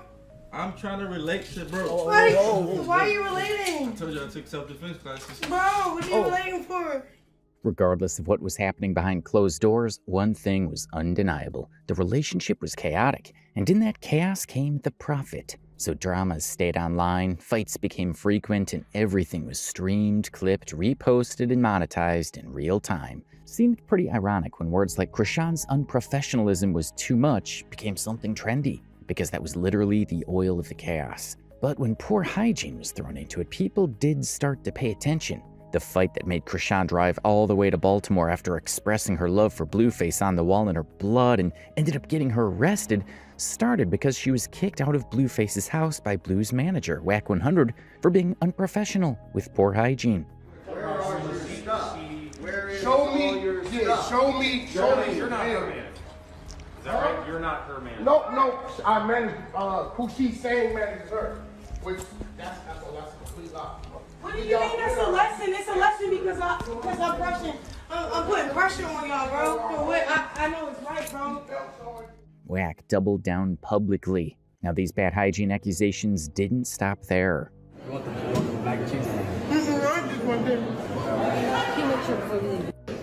Regardless of these allegations, the deals just kept coming. Spaces where she could showcase her toxicity for the world to see and judge. She partnered with Zeus Network, got featured in the reality TV show Baddies, and eventually started a catastrophic romantic reality show with Blueface called Crazy in Love. By the time Chrisean entered the Zeus Network, the environment was already built for someone exactly like her. It was already a home to popular shows like Joseline's Cabaret and Bobby I Love You Purr. Baddies launched in 2021, and it was marked as yet another uncensored continuation of Bad Girls Club, designed to be raw, chaotic, and, well, even more chaotic. The concept was simple. Women lived together, partied together, and went out to clubs to get to the bag, a phrase used to describe promotional appearances and nightlife bookings. But in practice, relevance mattered more than results. Screen time was the real currency. Now, I don't know if you noticed, but this seemed like the exact replica of the Blue Girls Club reality show. And of course, what better person to bring on the show but Chrisean Rock herself? The show had a lot of drinking, a lot of fighting, and a lot of enmity between the people in the house. But during interviews about the drastic nature of the show, the Lumel, the CEO, described this drama as regarded as authentic and no different from whatever HBO or Netflix was doing with their reality shows. You know, we're telling real, authentic stories. You know, we're giving out, you know, opportunities to all sorts of folks. I don't look at it like I'm doing anything different than HBO and Netflix. And Chrisean comes to the show with her sister, Taseki. Both of them are featured in Baddies and Crazy in Love. At the beginning, it's all love and sisterhood. Girls who had come from nowhere but had a strong bond who took them far ahead. Till the chaos creeps in and both sisters eventually started throwing serious allegations to each other on the internet. Y'all telling me stories I've never heard, Chrisean. Why would you be in my house if I ever did some weird shit to you? This is not making sense, bro. It's not making sense. I'm done talking. Y'all about to piss me off, man. When I cry, I punch. I'm done talking. This is crazy. She's saying everything, but at the same how we going forward? You're a monster, bro. Now Latifah Malone, known publicly as Taseki, became popular during Baddies, but nothing prepared her for the level of popularity she got after Chrisean accused her of molesting Chrisean and their cousin as children. Right off the bat, it caused a physical fight that escalated to an internet one. Then the whole family started exposing each other on social media. So the story goes that the children in the family have experienced a series of molestations, first by their grandparents, then among the children and cousins themselves. It started from the grandparents. My mother used to always say, Mika, they keep getting away with it. My mother called me Mika, y'all. But she always say they get away with this. That's why they keep doing it. It was so bad, y'all, whereas though they was adopted foster kids to them. I'm going to tell this one story. This one part of my book. Somebody walked in the room when the grandfather, the one that the father, was a newborn baby out. Who does this? Who does this? Disgusting. This is how sick these people are we talking about. That's why I said if only y'all knew. When the internet starts hunting for the truth or how deep it got, older videos of China, yet another older sibling of the Malone family, resurfaces, videos where she'd been talking about these habits for years. She also says that the fact that she refused to keep quiet about it is one of the reasons why she's hated. Latifah got when she was a kid. You feel me? It's actually a testimony to save other people. But keep making it seem like you over here fighting because I want to lie on somebody's name. Nobody want to tell the world that I ate my sister's pussy. This situation drags for a long time, but eventually both sisters reconcile. So, I mean, what are we doing? I just want to know, like, I'm okay. Are you okay? No, I'm not. I'm okay. I'm good in life, but the stuff that I deal with, the backlash I deal with behind the stuff that y'all did to me and said about me that's not cool. I get when you're mad, you say stuff, but you're not just anybody. You say stuff too. Yeah, but I never would call you no child or no or back nobody on no weird shit. I would never call you that, and I know it's not true. I would never call you that. I don't care how mad I get at you. What? So you want to talk about that or what? I want to talk about that. I want to talk about you getting me jumped, and then I want to talk about... Now, always onlookers can't really tell if these allegations are true, a product of drama or a means to monetize drama. One thing to get from all that we've noticed about Chrisean so far is her ability to make drama. She even thrives and profits from it. While Baddies and the sister feud are proof of this, the biggest proof of all is the Crazy in Love reality show, which was created as a means of celebrating the toxic relationship she has with Blueface. Get off the line! Oh. Get off the line! You don't control me. Get off the line! Why? Get off the line! Why? Get off the line! Why? Get off the line! Why? Get off the line! Get off the line! Do what you want to do, bro. Get off the line! Just leave me alone. Get off the line! Bro, if you throw that at me, I swear to God, I'm gonna beat you. Get off the fuck up. line! Who cares? Get off the line! All right. Crazy in Love premiered on Zeus Network in 2022 and ran for 2 seasons. documenting the on-again, off-again relationship between Chrisean Rock and Blueface. Unlike traditional dating or couples shows, there was no real goal of growth, resolution, or repair. The premise was simple: follow the chaos as it happened. The series leaned fully into volatility. Arguments escalated quickly. Breakups never lasted. Reconciliation was never quiet. Every episode blurred the line between real life and performance. The viewers became just as emotionally stressed as Chrisean and Blueface on the show. Some even said that it was a glorification of toxic love. This isn't exactly a lie either. Usually when people get into toxic situations, they distance themselves from it. But Chrisean, she bathed in it, formalized it, and went on Instagram as often as possible to continue the drama when people were not watching the show. Now, somewhere in between all of this drama, Chrisean eventually gets pregnant. This opens up a whole new different can of worms or can of drama. Usually pregnancy, or even the idea of it, is treated as a moment of pause, a bundle of joy or reason for the couple to celebrate. Chrisean Rock reacted to her pregnancy for the first time. I'm so scared. Oh. Just to make sure that, oh, I'm so sorry. My goodness. Question. Oh, sorry. Yeah, I just started looking at me. I got so scared. Okay. When you're pregnant, do you hear a heartbeat, or it'd be too early to hear one? Hold on 1 second. I'll come talk to you in 1 second. Okay. Here, Cause I hope I hear 3. Sadly, this wasn't one of those moments. When Chrisean found out that she was pregnant and decided she wanted to keep the baby after having multiple abortions in the past, 3 of which he says was for Blueface. They had 3 abortions, and this time they both decided together to have this baby. And then after they got into a couple arguments, he was basically hitting her like, never mind, like, get rid of it. And she's like, it's already too late now because I'm already 5 months. Yeah, that's a fact. It's definitely too late now. Blueface, on the other hand, rejected the pregnancy constantly, both publicly and online. He told her to get an abortion multiple times. Not for him, he claimed, but for her, framing it as concern while implying she was unfit to be a mother. When those comments started circulating online, the backlash was immediate. People called him out for saying yet another toxic thing about Chrisean. But the outrage didn't last long, because soon the focus shifted. As clips surfaced showing Chrisean drinking, smoking, and partying while pregnant, public sympathy curdled into judgment. FaceTime her, she's like smoking a joint.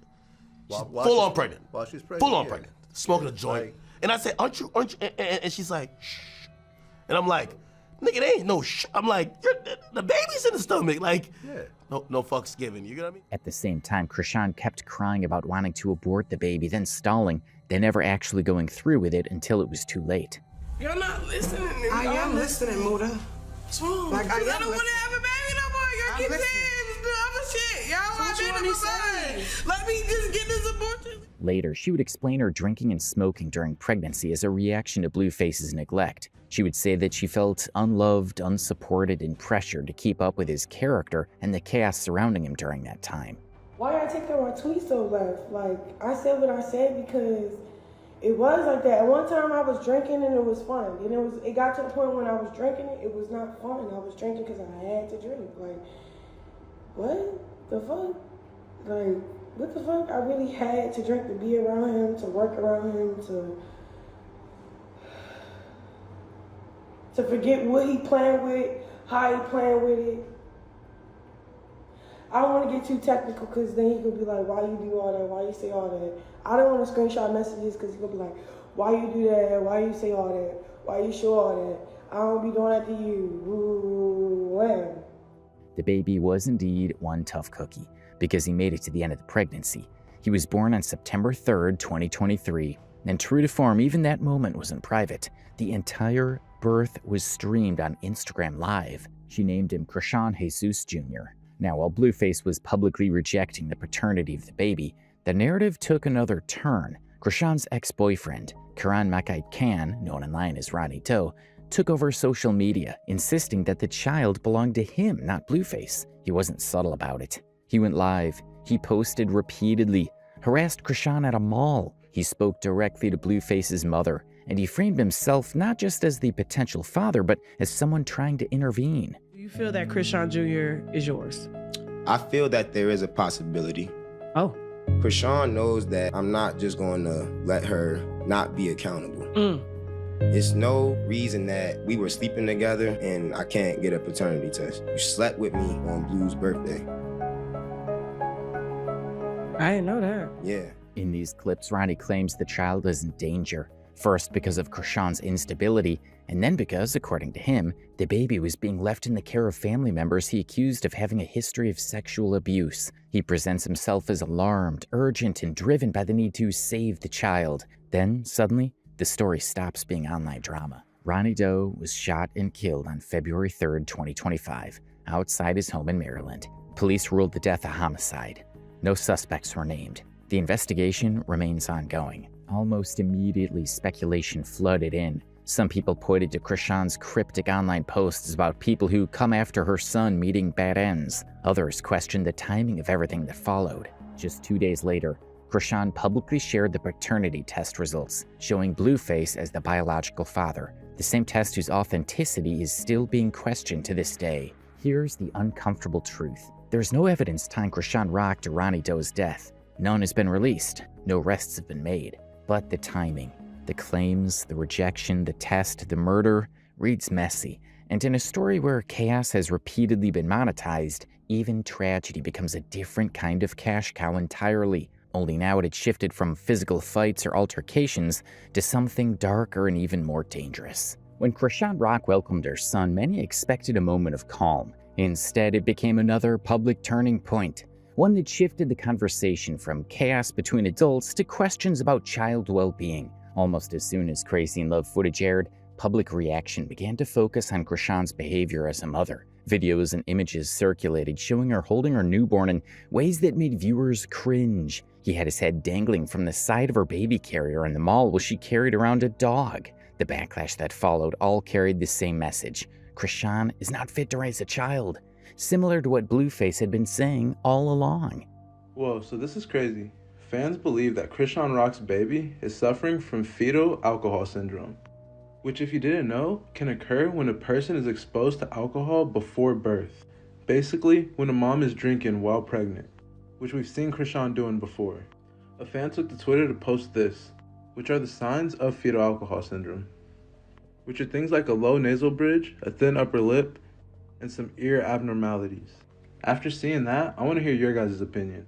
In addition to that viral clip, there have been speculations about Chrisean Jr. having bad health issues because of his mother's heavy drinking and smoking habits while she was pregnant, the toxic alcohol syndrome. Yet whenever she's asked about her son, she says that the baby's fine. Even with all the criticism, Chrisean kept showing up on camera with her son, holding him, talking about him, posting updates, going on live streams, calling him intelligent, even though he doesn't display the habits of children his age. What do you think? Are these habits of a good, bad, or terrible mother? Chrisean claims that Blueface is her ultimate lover, yet she's been seen dating other men who are significantly worse than her mentality, encouraging her bad behaviors, or just plain out scandalous. Now, the most notable is her ex, Hood Trophy Dino. During the relationship, they did nothing but bring out the worst in each other, smoking, drinking, partying, and displaying uncanny public closeness to one another. Yet when the relationship ends, he comes out to say that she isn't feeding or looking after her baby well. Now, it's difficult to tell if this was said to feed the clout narratives, if it was a place of hurt, or if it's actually the truth. Hey, y'all keep saying 18, he 20. Okay, oh, I didn't even see that. So I'm just saying, everybody that keep trying to play, so what? I ain't gonna hold you. Y'all ain't say nothing when Blue met me at 20, 19 years old. So mind y'all business. On God. Stop hating on a young. So people were saying something about the age difference. There's no age difference. I'm still YN. Right. But I'm saying I'm 25. What you mean? I'm saying like his age, like people. Pushing him aside, Chrisean is also reported to be dating other men. Although she's never expressed or gone as far as she had with Blueface, let's hope she doesn't plan to. This video pretty much covers the thoughts relating to Chrisean Rock and her drama with Blueface. It seems like her life has done nothing but spiral downwards since she joined the Blue Girls Club. Sadly, since her earliest exposure to fame was through drama, she has no idea how to make something out of herself without causing even more drama. Considering all that's transpired between her and Blueface in the past, do you really think that she's turning a new leaf like she says? Or is it just another quest for attention? Another thing to look at is how convenient this narrative really is. She's been kicked out of Blueface's house. She's also called the Zeus Network for owing her money and making her do terrible things on camera. These allegations have made the network to cut her off. Of baddies is demonic. Everybody that don't want to fight is fighting. If you're not fighting, you're not getting your check. I don't want to do this no more. I don't want to work with Zeus Network ever again. I'm disappointed for real in myself for falling for it. I'm about to delete my Instagram. I'm about to get on my flight.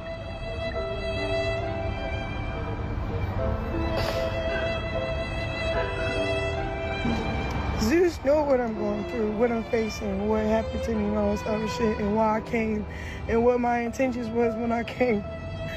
But I'm logging out for real. I don't really like how fame and people in the industry, it's like you have to humiliate yourself to be somebody that you're not. So can you really say that she's trying to turn a new leaf by removing Blueface's tattoo? Or is she just trying to secure her next sure payout from even more drama? Oh, let me, what? Why you want Natalie, why Chrisean want to fight you? Hey, let me speak to get Tommy on. Get a lot of lot of comments and stuff from my fans and stuff, and saying like, Miss Netta, ever since you've been doing this and been doing that and all that other stuff, and with money and stuff, like you done changed. But like I keep telling them, Miss Netta just have not started just a few months ago. I've been doing this for years, so I've been making money for years. You know, it's just the criticism. After building a following as one of TikTok's most entertaining cooking couples, Mrs. Netta and Charles became social media sensations, drawing massive audiences with their over-the-top personalities and relationship dynamics.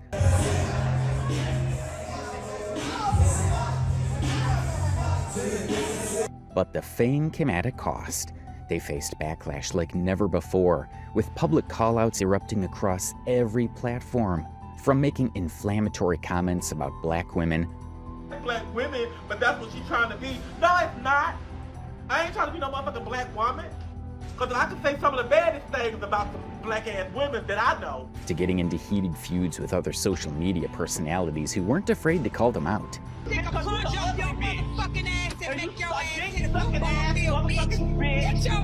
And facing allegations of cheating that had the entire internet talking. Y'all, please tell me that ain't for real, that Miss Netta done took Charles Trap. Here's the full story of how Mrs. Netta and Charles went from being TikTok's favorite cooking couple to becoming one of the most controversial duos on social media, and how their own words and actions led to their dramatic downfall. For many fans, Mrs. Netta and Charles seemed like the perfect online couple, and despite many millions of people wishing they had someone who cared about them that much, there were traces of infidelity rumors among them. However, in early 2025, the internet exploded with one of the wildest stories yet, got caught cheating. But instead of handling it quietly, she reportedly tried to move their entire mobile home with a U-Haul truck. And definitely I can tell you it was a whole big drama on another level.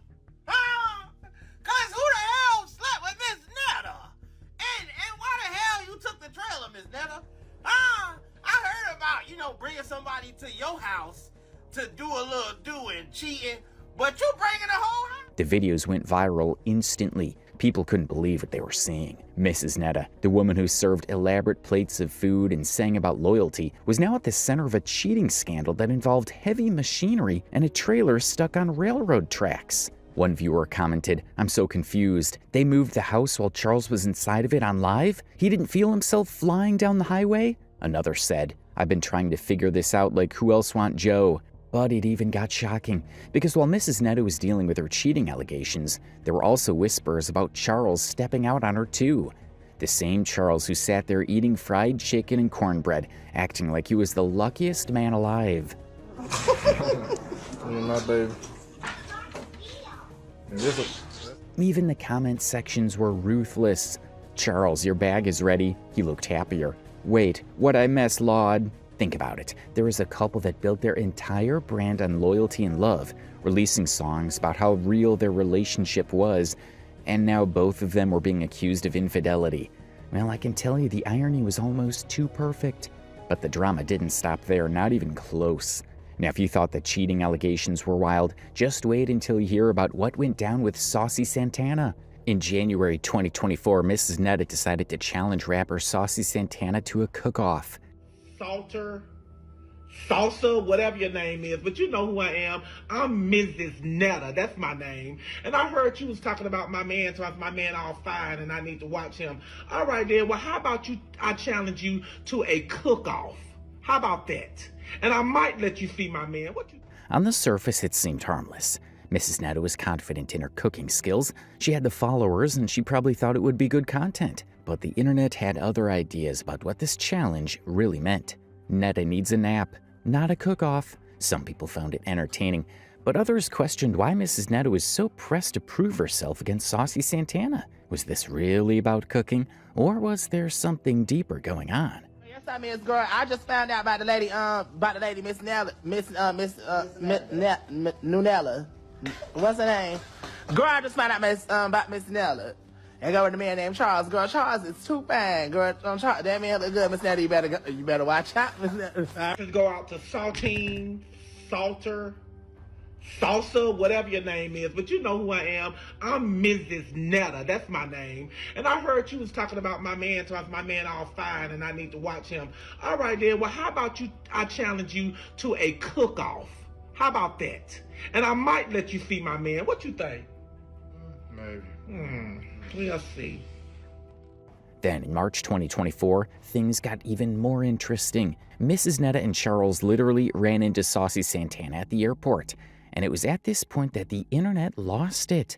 And when they were asked about it, it was shocking what they had to say. Recently ran into Saucy Santana at the airport. How was that experience and that photo op? And when is the cook-off, too? Well, we have contacted his manager a couple times and they haven't responded, but pretty much they're gonna respond. But the experience of us running to Saucy Santana was just like you run into Miss Netta and Charles. The encounter was awkward to say the least. Here was Mrs. Netta, who had just challenged Santana to a cook-off, now face to face with him in a public place. And speaking of Charles, he was right there too, probably wishing he was anywhere else. Interestingly, this airport encounter stirred a lot of media reactions. Some people who saw it had a field day. Hate seeing him on my timeline, dog. So I guess that chemical peel worked. They all look like a failed science project. But honestly, the Saucy Santana situation revealed something bigger about Mrs. Netta and Charles. They were constantly seeking validation, constantly trying to prove something. And when you're always trying to prove you're real, people start to wonder if you actually are. And I'ma leave. Okay. You and Charles, y'all are really married. Hold on for 1 second. Okay, she about to pull out we about to pull out the receipt.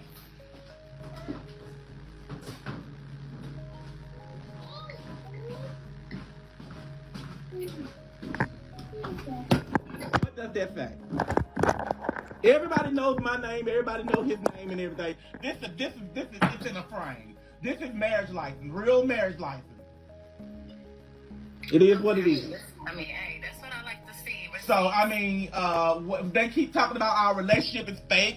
He got another wife. He don't live there. He stay in another room. Charles have another room, and it's called a game room that he goes in and he plays his game in. Me and Charles have a bedroom together, so I done cleared that at one time before about the marriage license, so it should have been on that one time before. But we don't have no reason to lie about our marriage. We had a wedding. We didn't get all of that done and for nothing. However, if there was one thing Mrs. Netta and Charles knew how to do, it was clap back. And when popular YouTuber and gossip blogger Tasha K started talking about them, they didn't stay quiet. Tasha K shared her opinions about Mrs. Netta and Charles, particularly about them giving relationship advice to couples. And those opinions weren't exactly flattering. Your mouth and fix your mouth to say that this is one of us. You do that to us. We have a skincare regimen. We brush our teeth. We don't wear black lip liner against black skin. And we don't wear beauty supply store wigs. Now they up here thinking they can give us relationship advice as He's the man and he's the woman. Things took an even darker turn when Charles admitted in an interview that he was truly attracted to Mrs. Netta. That single statement gave Tasha K the opening she needed to go all in on the couple, showing absolutely no restraint. What ain't a physical thing? Okay, for you it might have been a physical with Netta. He wasn't excited enough, okay? We need to hear that question one more time. What did he say? What did he find attractive about Netta, right? Okay, so the question is, what did he find attractive about Netta? Charles answers. Let's go. Now that we've established that, what physical characteristics about each other did you find most attractive when you all saw each other? For you, it might not have been physical, but Netta, what did you see in Charles physically? Because that's what the question is, that you found most attractive about Charles. Please, Netta? Well, You... it was like... Netta, what? Make this video go viral right now, Netta. Pause. But Mrs. Netta and Charles weren't about to let anyone talk about them without responding. In one of her responses, Mrs. Netta addressed the criticism head-on, stating that she had no business with Tasha K. She also questioned why Tasha always had time to speak in other people's lives instead of talking about her own children. At the time, it seemed like the feud between the two is starting to wind down after these confrontations. Unfortunately, everything fell apart in one video where Mrs. Netta went too far, calling Tasha K a man and claiming she couldn't get pregnant. That statement stirred the internet into a frenzy. That's the man, y'all. 3D Live might be one too, but I don't know for sure. You know, it ain't never been confirmed about her being a man. I know she's still watching and she's still listening. She could be a man too. I don't know, because, you know, she took that wig off one day and she looked at all tore up. You know, hair and stuff like that. And then we ain't gonna talk about Mr. Walls, Hillary Walls. As expected, Tasha K responded to those statements. And what she did in her response video is something Mrs. Netta and Charles never saw coming. In fact, they logged off completely and never responded again. Look, they done switch roles. Look at this. Now, I know a lot of people think I don't like them. I'm laughing at them. Not with them, at them. I'm just honest. See, y'all like to play in people's face and stuff and lie to them and try to act like you ain't laughing at them. You really think, oh, they funny. They this. And she had the nerve. First of all, Netta posted me. It said I was pregnant. Nah, newsflash, man. At least I can get pregnant. That part. Now, I didn't wear these tights today, but since I got on black tights. Now, when you look at people's reactions, they're filled with a mix of ridicule and outright hatred, with one viewer expressing how she felt, LMAO, waiting for this, while another said, I'm crying. But here's the thing about clapping back. Sometimes it does more harm than good. Every time Mrs. Netta and Charles responded to criticism, they only gave it more attention. Instead of letting the drama fade away, they kept it alive. So guess what? We make good money sitting here doing social media, online, and that's what we'll continue doing. We don't have to go to no clubs. We don't have to go do no promo for nobody. But if I feel that I meet somebody or whatever and they want some promo or whatever. And the internet noticed. People started to wonder if Mrs. Netta and Charles were more interested in drama than actual content. Were they building a brand? Or were they just feeding the trolls? Interestingly, that wouldn't be the only time Mrs. Netta and Charles shocked fans. During their appearance on the Aunt T podcast on Zeus Network, hosted by Tokyo Tony, Tia Kemp, and Carlissa Saffold, things got very uncomfortable. And if there's anything you should know about the Aunt T podcast, it's that it is messy. People like Tokyo Tony, Black China's mother, Tia Kemp, and Carlissa Saffold are famous for their savage call-outs. So when Mrs. Netta and Charles sat on that couch, you already knew this wouldn't be a regular interview. I just be wanting to know.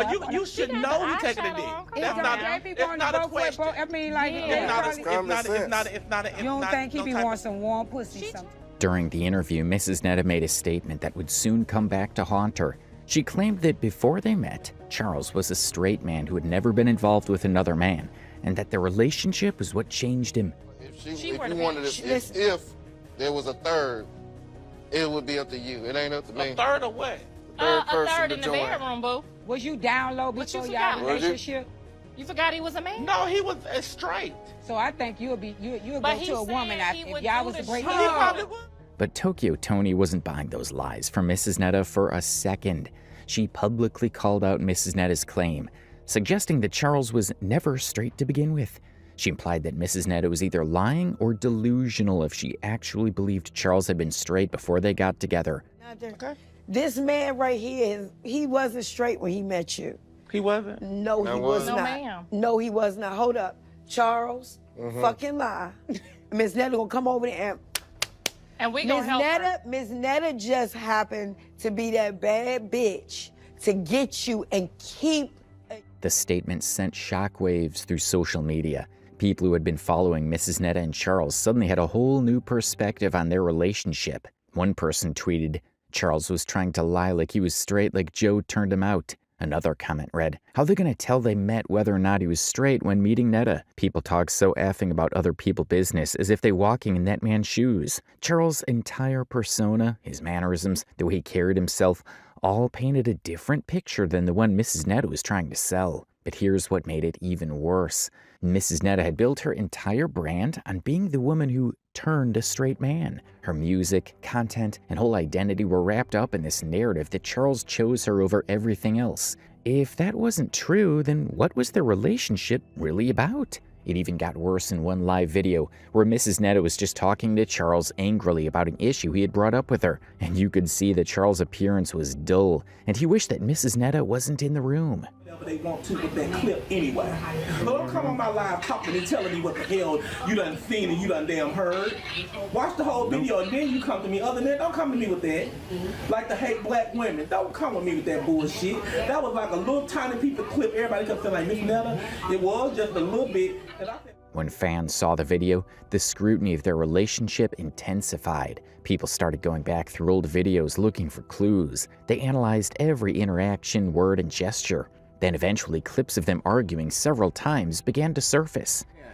Did you hear me say you we are social media icons at this point in time. Okay. All this stuff that you're doing, regardless if it's true or not, is gonna come back to me. She's off the motherfucking lie. That wasn't me. So no, hey, that wasn't me. Don't do me. That ain't me. Or we can get the fuck up off of it in this bitch. Like I said, that ain't me. So that ain't me. So don't do me in it.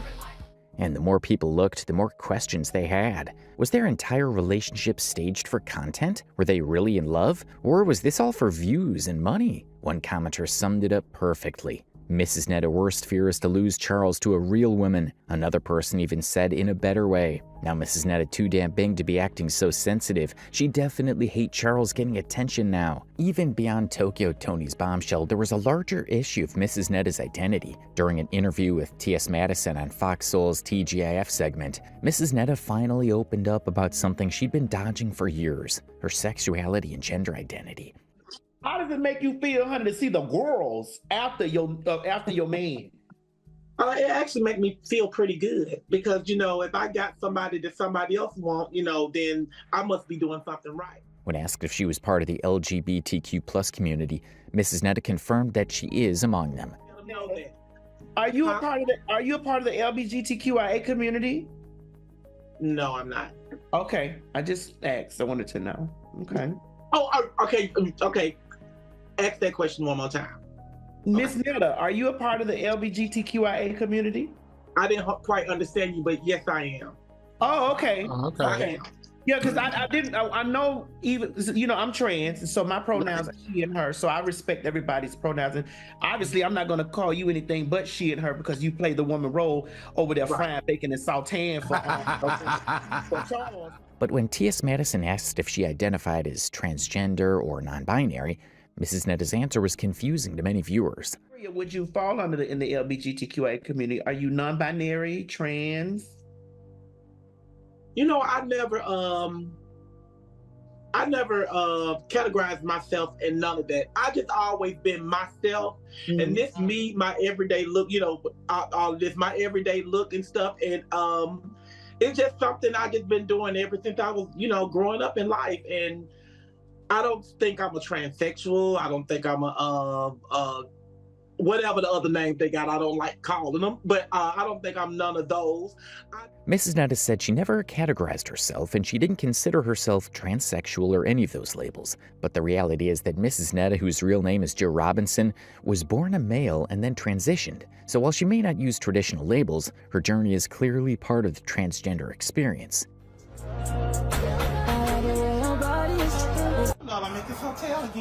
And this is where things get complicated, because Mrs. Netta wanted to have it both ways. She wanted to present as feminine, to be called Mrs., to be in a relationship with a man, but she didn't want to be labeled or questioned about her identity. In one live stream, when viewers kept asking about her gender, she snapped. Nobody, so just be happy for us. That's all you can do. All the negative comments and stuff, just be happy for us, because we ain't did nothing to deserve what y'all got going on with us. Just like people about my sexuality. Okay, I never came on Facebook and told nobody I was no woman. Just because I said I'm Miss Netta, it's a whole bunch of men out there that dressing up like women, they characters and stuff like that.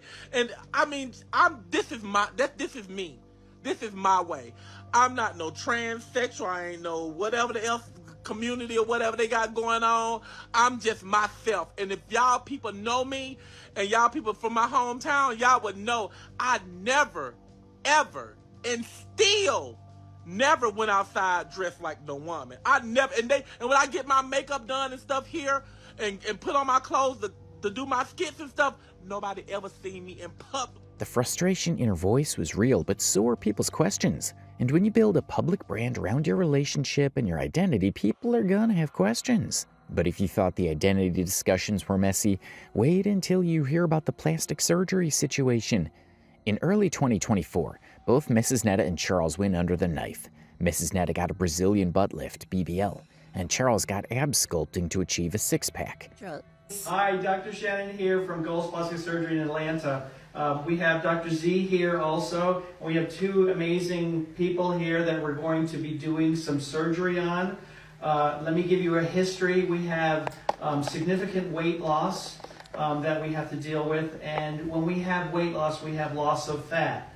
So loss of fat meaning loss of fat from the buttock, from other areas. And so we have to recoup fat in other areas to build a buttock. That's what we intend to do, okay? So we're going to take some fat, probably some tummy fat, and we're going to build a butt with that, okay? Over here, we're going to take tummy fat, we're going to take maybe some chest fat, and we're going to eliminate it. We don't want to add. When they revealed their new bodies, Black Twitter exploded, and not in a good way.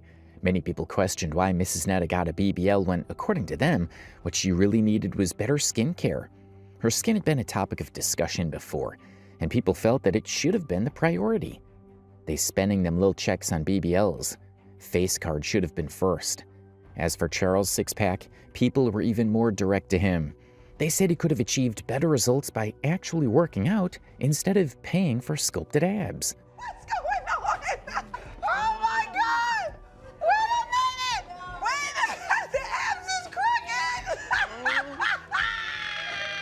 What the hell is that one doing all the way up here and sideways? Yeah. He got the assorted abs package to where they just put it everywhere. That looks like a pop. But here's what's interesting. Despite all the criticism, the surgeries got them attention. And in the world of social media, attention equals money. Every negative comment, roast, and debate about whether they should have gotten surgery translated into more views, followers, and opportunities. Mrs. Netta and Charles had figured out the formula. Controversy pays, and they were willing to endure the criticism if it meant staying relevant. But sometimes criticism doesn't unfold the way people expect, and that's exactly what happened between Mrs. Netta and Tia Kemp. Now, you might remember Tia Kemp from the Aunt T podcast. Well, she and Mrs. Netta had their own explosive moment following an episode of Zeus Network's Aunt T podcast. According to reports, Mrs. Netta felt that Tia Kemp was disrespectful to her during the podcast taping, and when Mrs. Netta went live on TikTok to address it, Tia Kemp jumped into the live stream. What happened next was pure chaos. You look like you got on a wetsuit, bitch, that you scuba dive in, you ugly smeared face, white walls, black chocolate, Pirelli tire skin looking motherfucker, you. I ain't the bitch to play with. You are the bitch with your dick sucking side piece ass. You wanna be me? Charles, don't you run, fuck boy. Get your bloody booty ass over here, Charleston. Chew. Charleston, chew, I want you too. Hey, Charleston, chew, I want your pussy ass too. Shut your big size 15 feet wearing ass up. Get your other ass over here. Kiss me in my husband ass, bitch. Guess what? You don't even got one. Shut your butt body hippo wearing ass up. Y'all got on fajas and still fucked up. You fucked up in a... Tia Kemp went off and remained off. She unleashed a string of insults that had viewers' jaws on the floor. No makeup. I don't know who you looking at, me or the back You the seat, ugly bitch too. Bitch, you looking at me or the back seat? Motherfucking ugly ass motherfucking Yo, girl, bitch. you got the nerve. Take Yes, that word go out ahead your and make my money, bitch, because my numbers rolling I'ma up. send your ass to I got 31,000 because you shouldn't be saying that ugly motherfucking ass word. bitch. You ugly bitch, send your ass to the dermatologist. You look like a rash roll. You look like you was on a motorcycle accident and down bitch and they couldn't even grab your skin. Get your ugly ass wig off your face, You TV screen looking motherfucker. Your bitch so fucked up, bitch. You look like somebody needs some black electric tape around that motherfucker like it caught a... That's what you doing. You living out of... Mrs. Netta could barely get a word in. Every time she tried to speak, Tia Kemp cut her off with another insult. Tia even went after Mrs. Netta's hair, and the entire exchange was wild. Viewers couldn't believe what they were witnessing, because this wasn't just shade, it was a full-on verbal assault. When Tia told Joe his face needed alignment, I fell over, and then I fell over again when she yelled at radio to come back and called him a bleeding booty hole boy. She called him a crab-boiled face-ass bitch. At one point, Tia Kemp even threatened physical violence, saying Mrs. Netta should be euthanized, but she wouldn't do it because she doesn't like to kill animals. But Mrs. Netta held her ground and responded by saying she didn't need help from anybody but Charles to pay her bills, and that she wasn't threatened by Tia Kemp's threats. Then in another video, Tia Kemp even came up with another insult, but this time it seems she was ready for war. Netta, more better help. Where you at if you in here?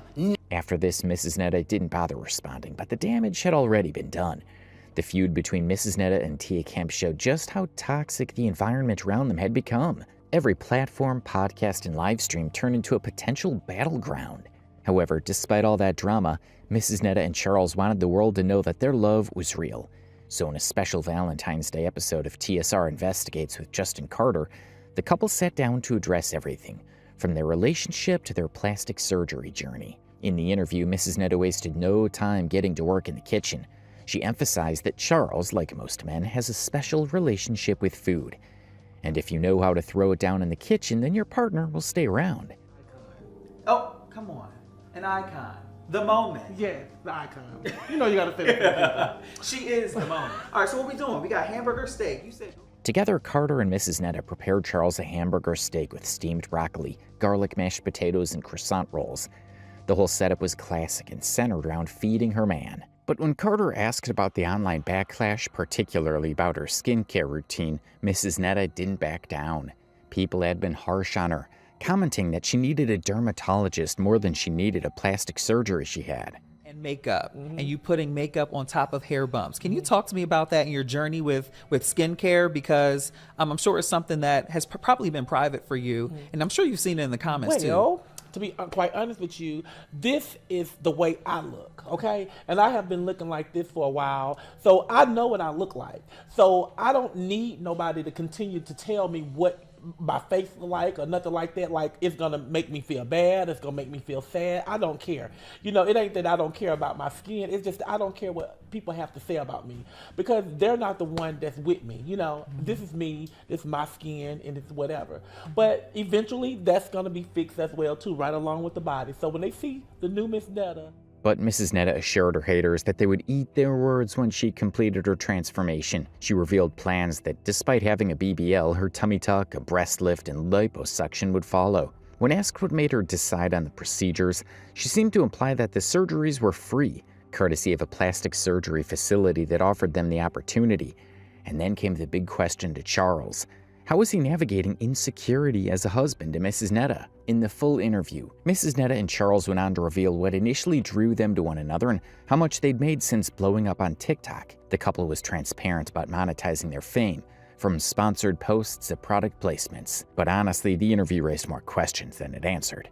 People were still confused about their relationship dynamic, identities, and whether any of it was even real. Charles looked like he ain't sure if this is what he wants, but Mrs. Netta be always spoiling him and cooking him his meal. But how they never spent Valentine's together in 6 years, the math ain't mathin'. Now, if you thought the Valentine podcast was extreme, What happened next pushed everything over the edge. Reports began circulating online about a leaked intimate video involving Mrs. Netta and Charles, triggering widespread reaction across social media platforms. People began searching everywhere, desperately trying to find the alleged tape. Fans were left wondering just how damaging it might be. I'm not even curious enough, dog. Am I sick for needing a link? Whether the tape actually existed or was just another internet rumor, the damage was done. Mrs. Netta and Charles' names were now associated with yet another scandal, and true to form, they never directly addressed it, letting the speculation continue to build. Some people believed it was real and others thought it was a publicity stunt, but either way it kept people talking. And in the world of social media, that's all that matters. And just when things couldn't get more embarrassing, Mrs. Netta and Charles encountered what might be their most humiliating public moment yet, getting denied entry to the 2024 BET Awards. Can y'all believe Miss Netta and Charles might even have a chance of going on the BET Awards, performing? What y'all think about that?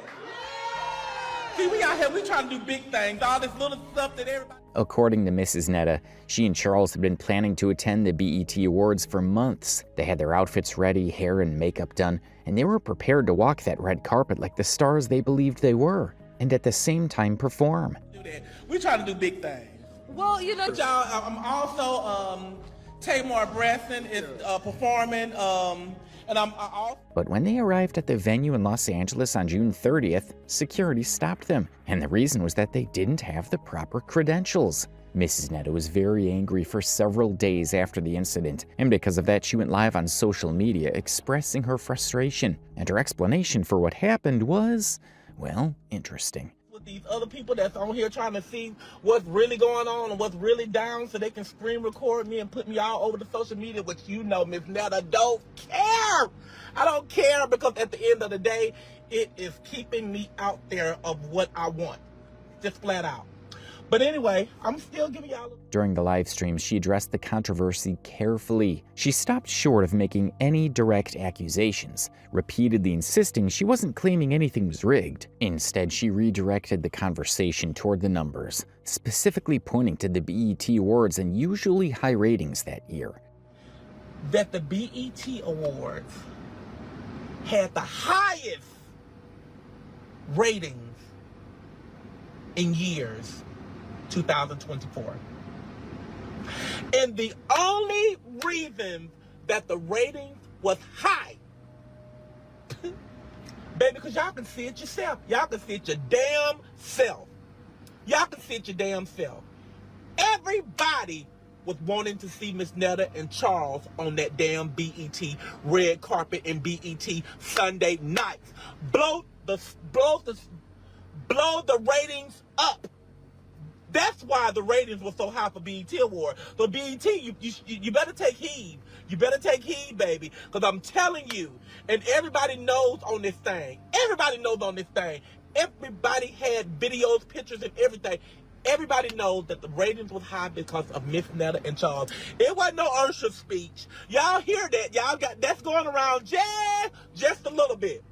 But Miss Netta and Charles have took over the internet all weekend and still taking over it now. That's what I keep trying to tell y'all.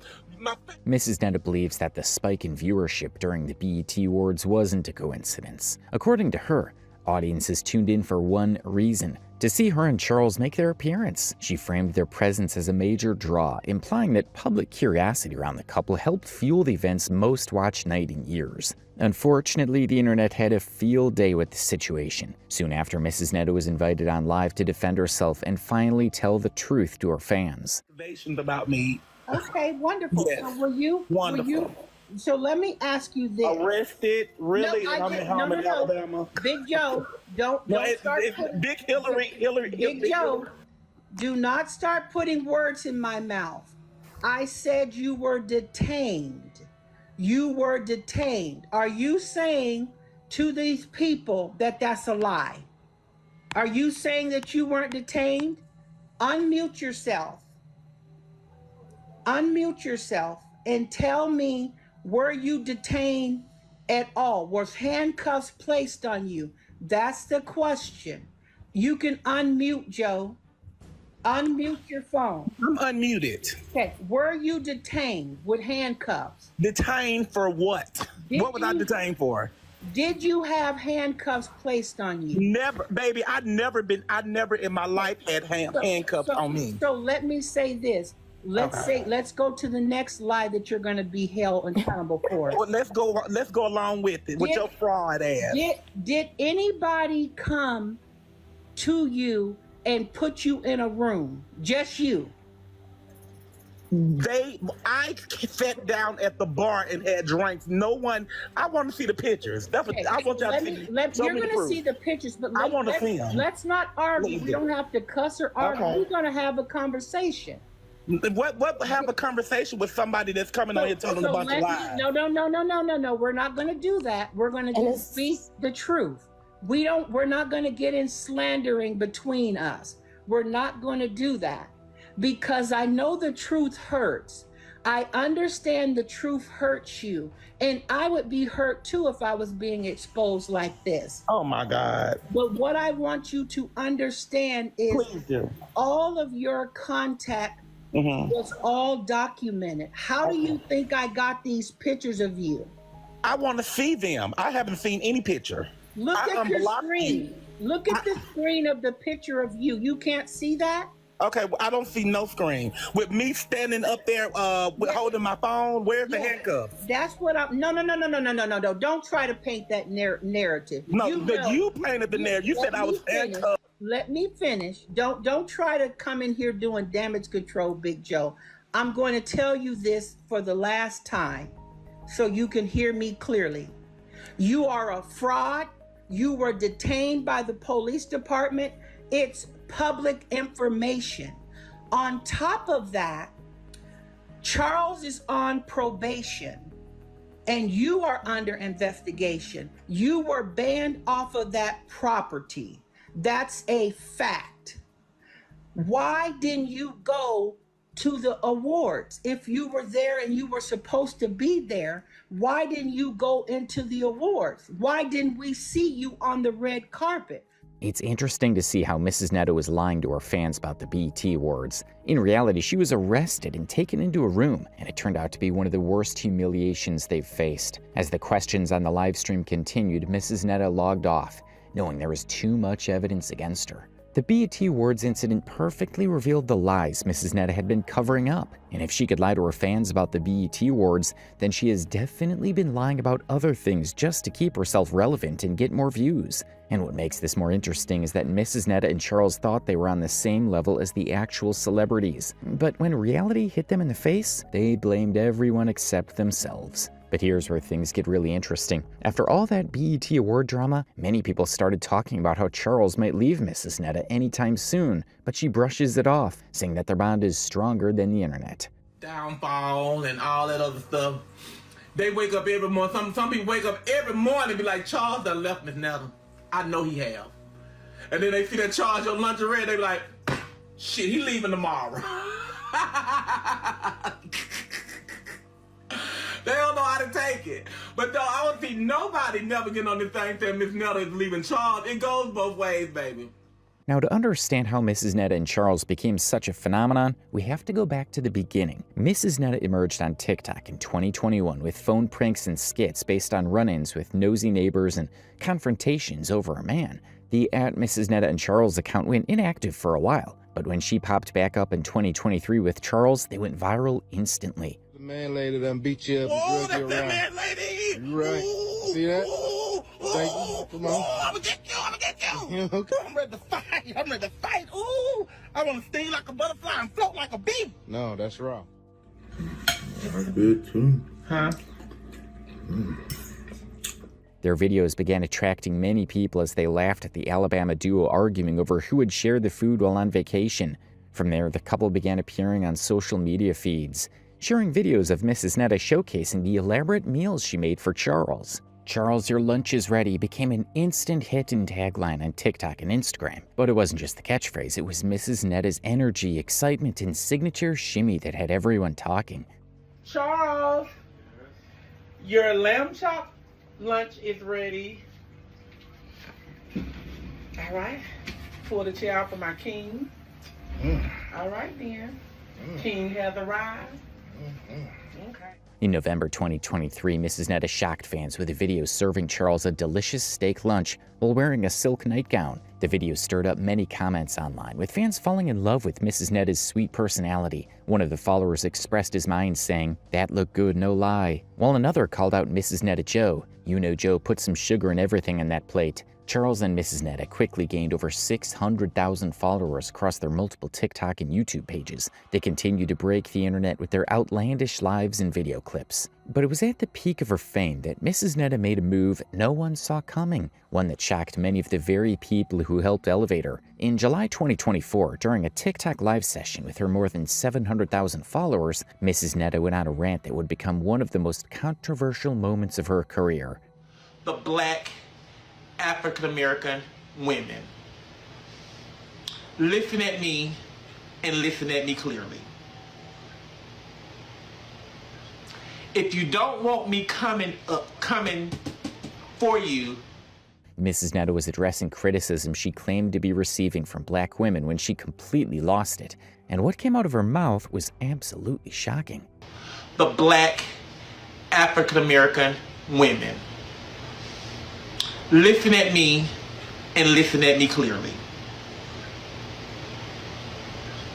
If you don't want me coming for you. Mrs. Netta, a black person who was born and raised in the black community, just said she'd rather be a white woman because they're more smarter. The grammar alone is ironic enough, but the message was even worse. And most especially, the entire show was caught on camera, and within hours it had spread across every social media platform. And the response she got from black women was very harsh. Most of y'all done seen what Miss Netta has to say about black women, which is just very ridiculous to me. For her being a black man, one, that dresses up and try to look like a black woman. That's two. I don't understand it at all. It irritates me because we make the wrong people famous and y'all just don't listen. Now, I did a video way back when about Charles and Netta, and you know my opinions on that. And you know, we grown women over here. We can have conversation. We don't have to argue, no fighting in the comments. We just gonna talk. And everybody has their opinion. I know this. Now, I've been seeing a lot of stuff going around and come up on my For You page because people screen record and everything, and, you know, about him and, you know, Charles arguing and getting a little, you know, whatever, this and this and that.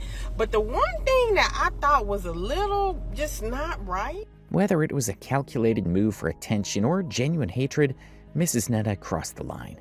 And she just cut off the very community that made her famous. After this, calls for accountability began to grow. Many fans demanded that Mrs. Netta apologize to the black community, retract her statements, and acknowledge the harm she had caused. But instead of showing remorse, Mrs. Netta continued to defend her position, framing herself as the real victim. According to her, she was simply being honest, speaking her truth, and growing tired of the backlash. Hope it ain't. Her? Oh, damn. You think I'm gonna ever apologize to black women? No. You already did. I'm not. We ain't gonna keep talking about that. No, they did. They paid for it though. They paid for that stupid chat. Oh, they ain't paid for $1.99. And I'm not gonna apologize to you two, whoever you are. Love African American female. They about the beautifulest thing on earth. I look at it. What, child? What? Nothing. I'm just on here telling these people about these black women and stuff. They keep talking about what I like and what I don't like. I mean, if you didn't like black women, you wouldn't be around for real. I guess I won't. You know, that's what I keep telling all my friends that black. I ain't trying to be funny or racist. I don't have no white friends. If she genuinely believed what she said, then Mrs. Netta is a self-hating person who built a career on the backs of the very people she despises. And if this was all for money, then she willingly hurt and disrespected black women as a marketing strategy. And despite facing backlash from the black community, Mrs. Netta and Charles continued posting, performing, and trying to prove they were the real deal. But the truth is, the cracks were already showing. At this point, it appeared that they were doing whatever it took to stay relevant online, and controversy had become their most effective tool. And these had made people wonder, how long could they keep this up? How long before the decay of Mrs. Netta and Charles became complete? Because at the end of the day, they had gone from being everyone's favorite cooking couple to the center of endless drama. A brand once built on love and loyalty was now associated with cheating, lies, and constant controversy.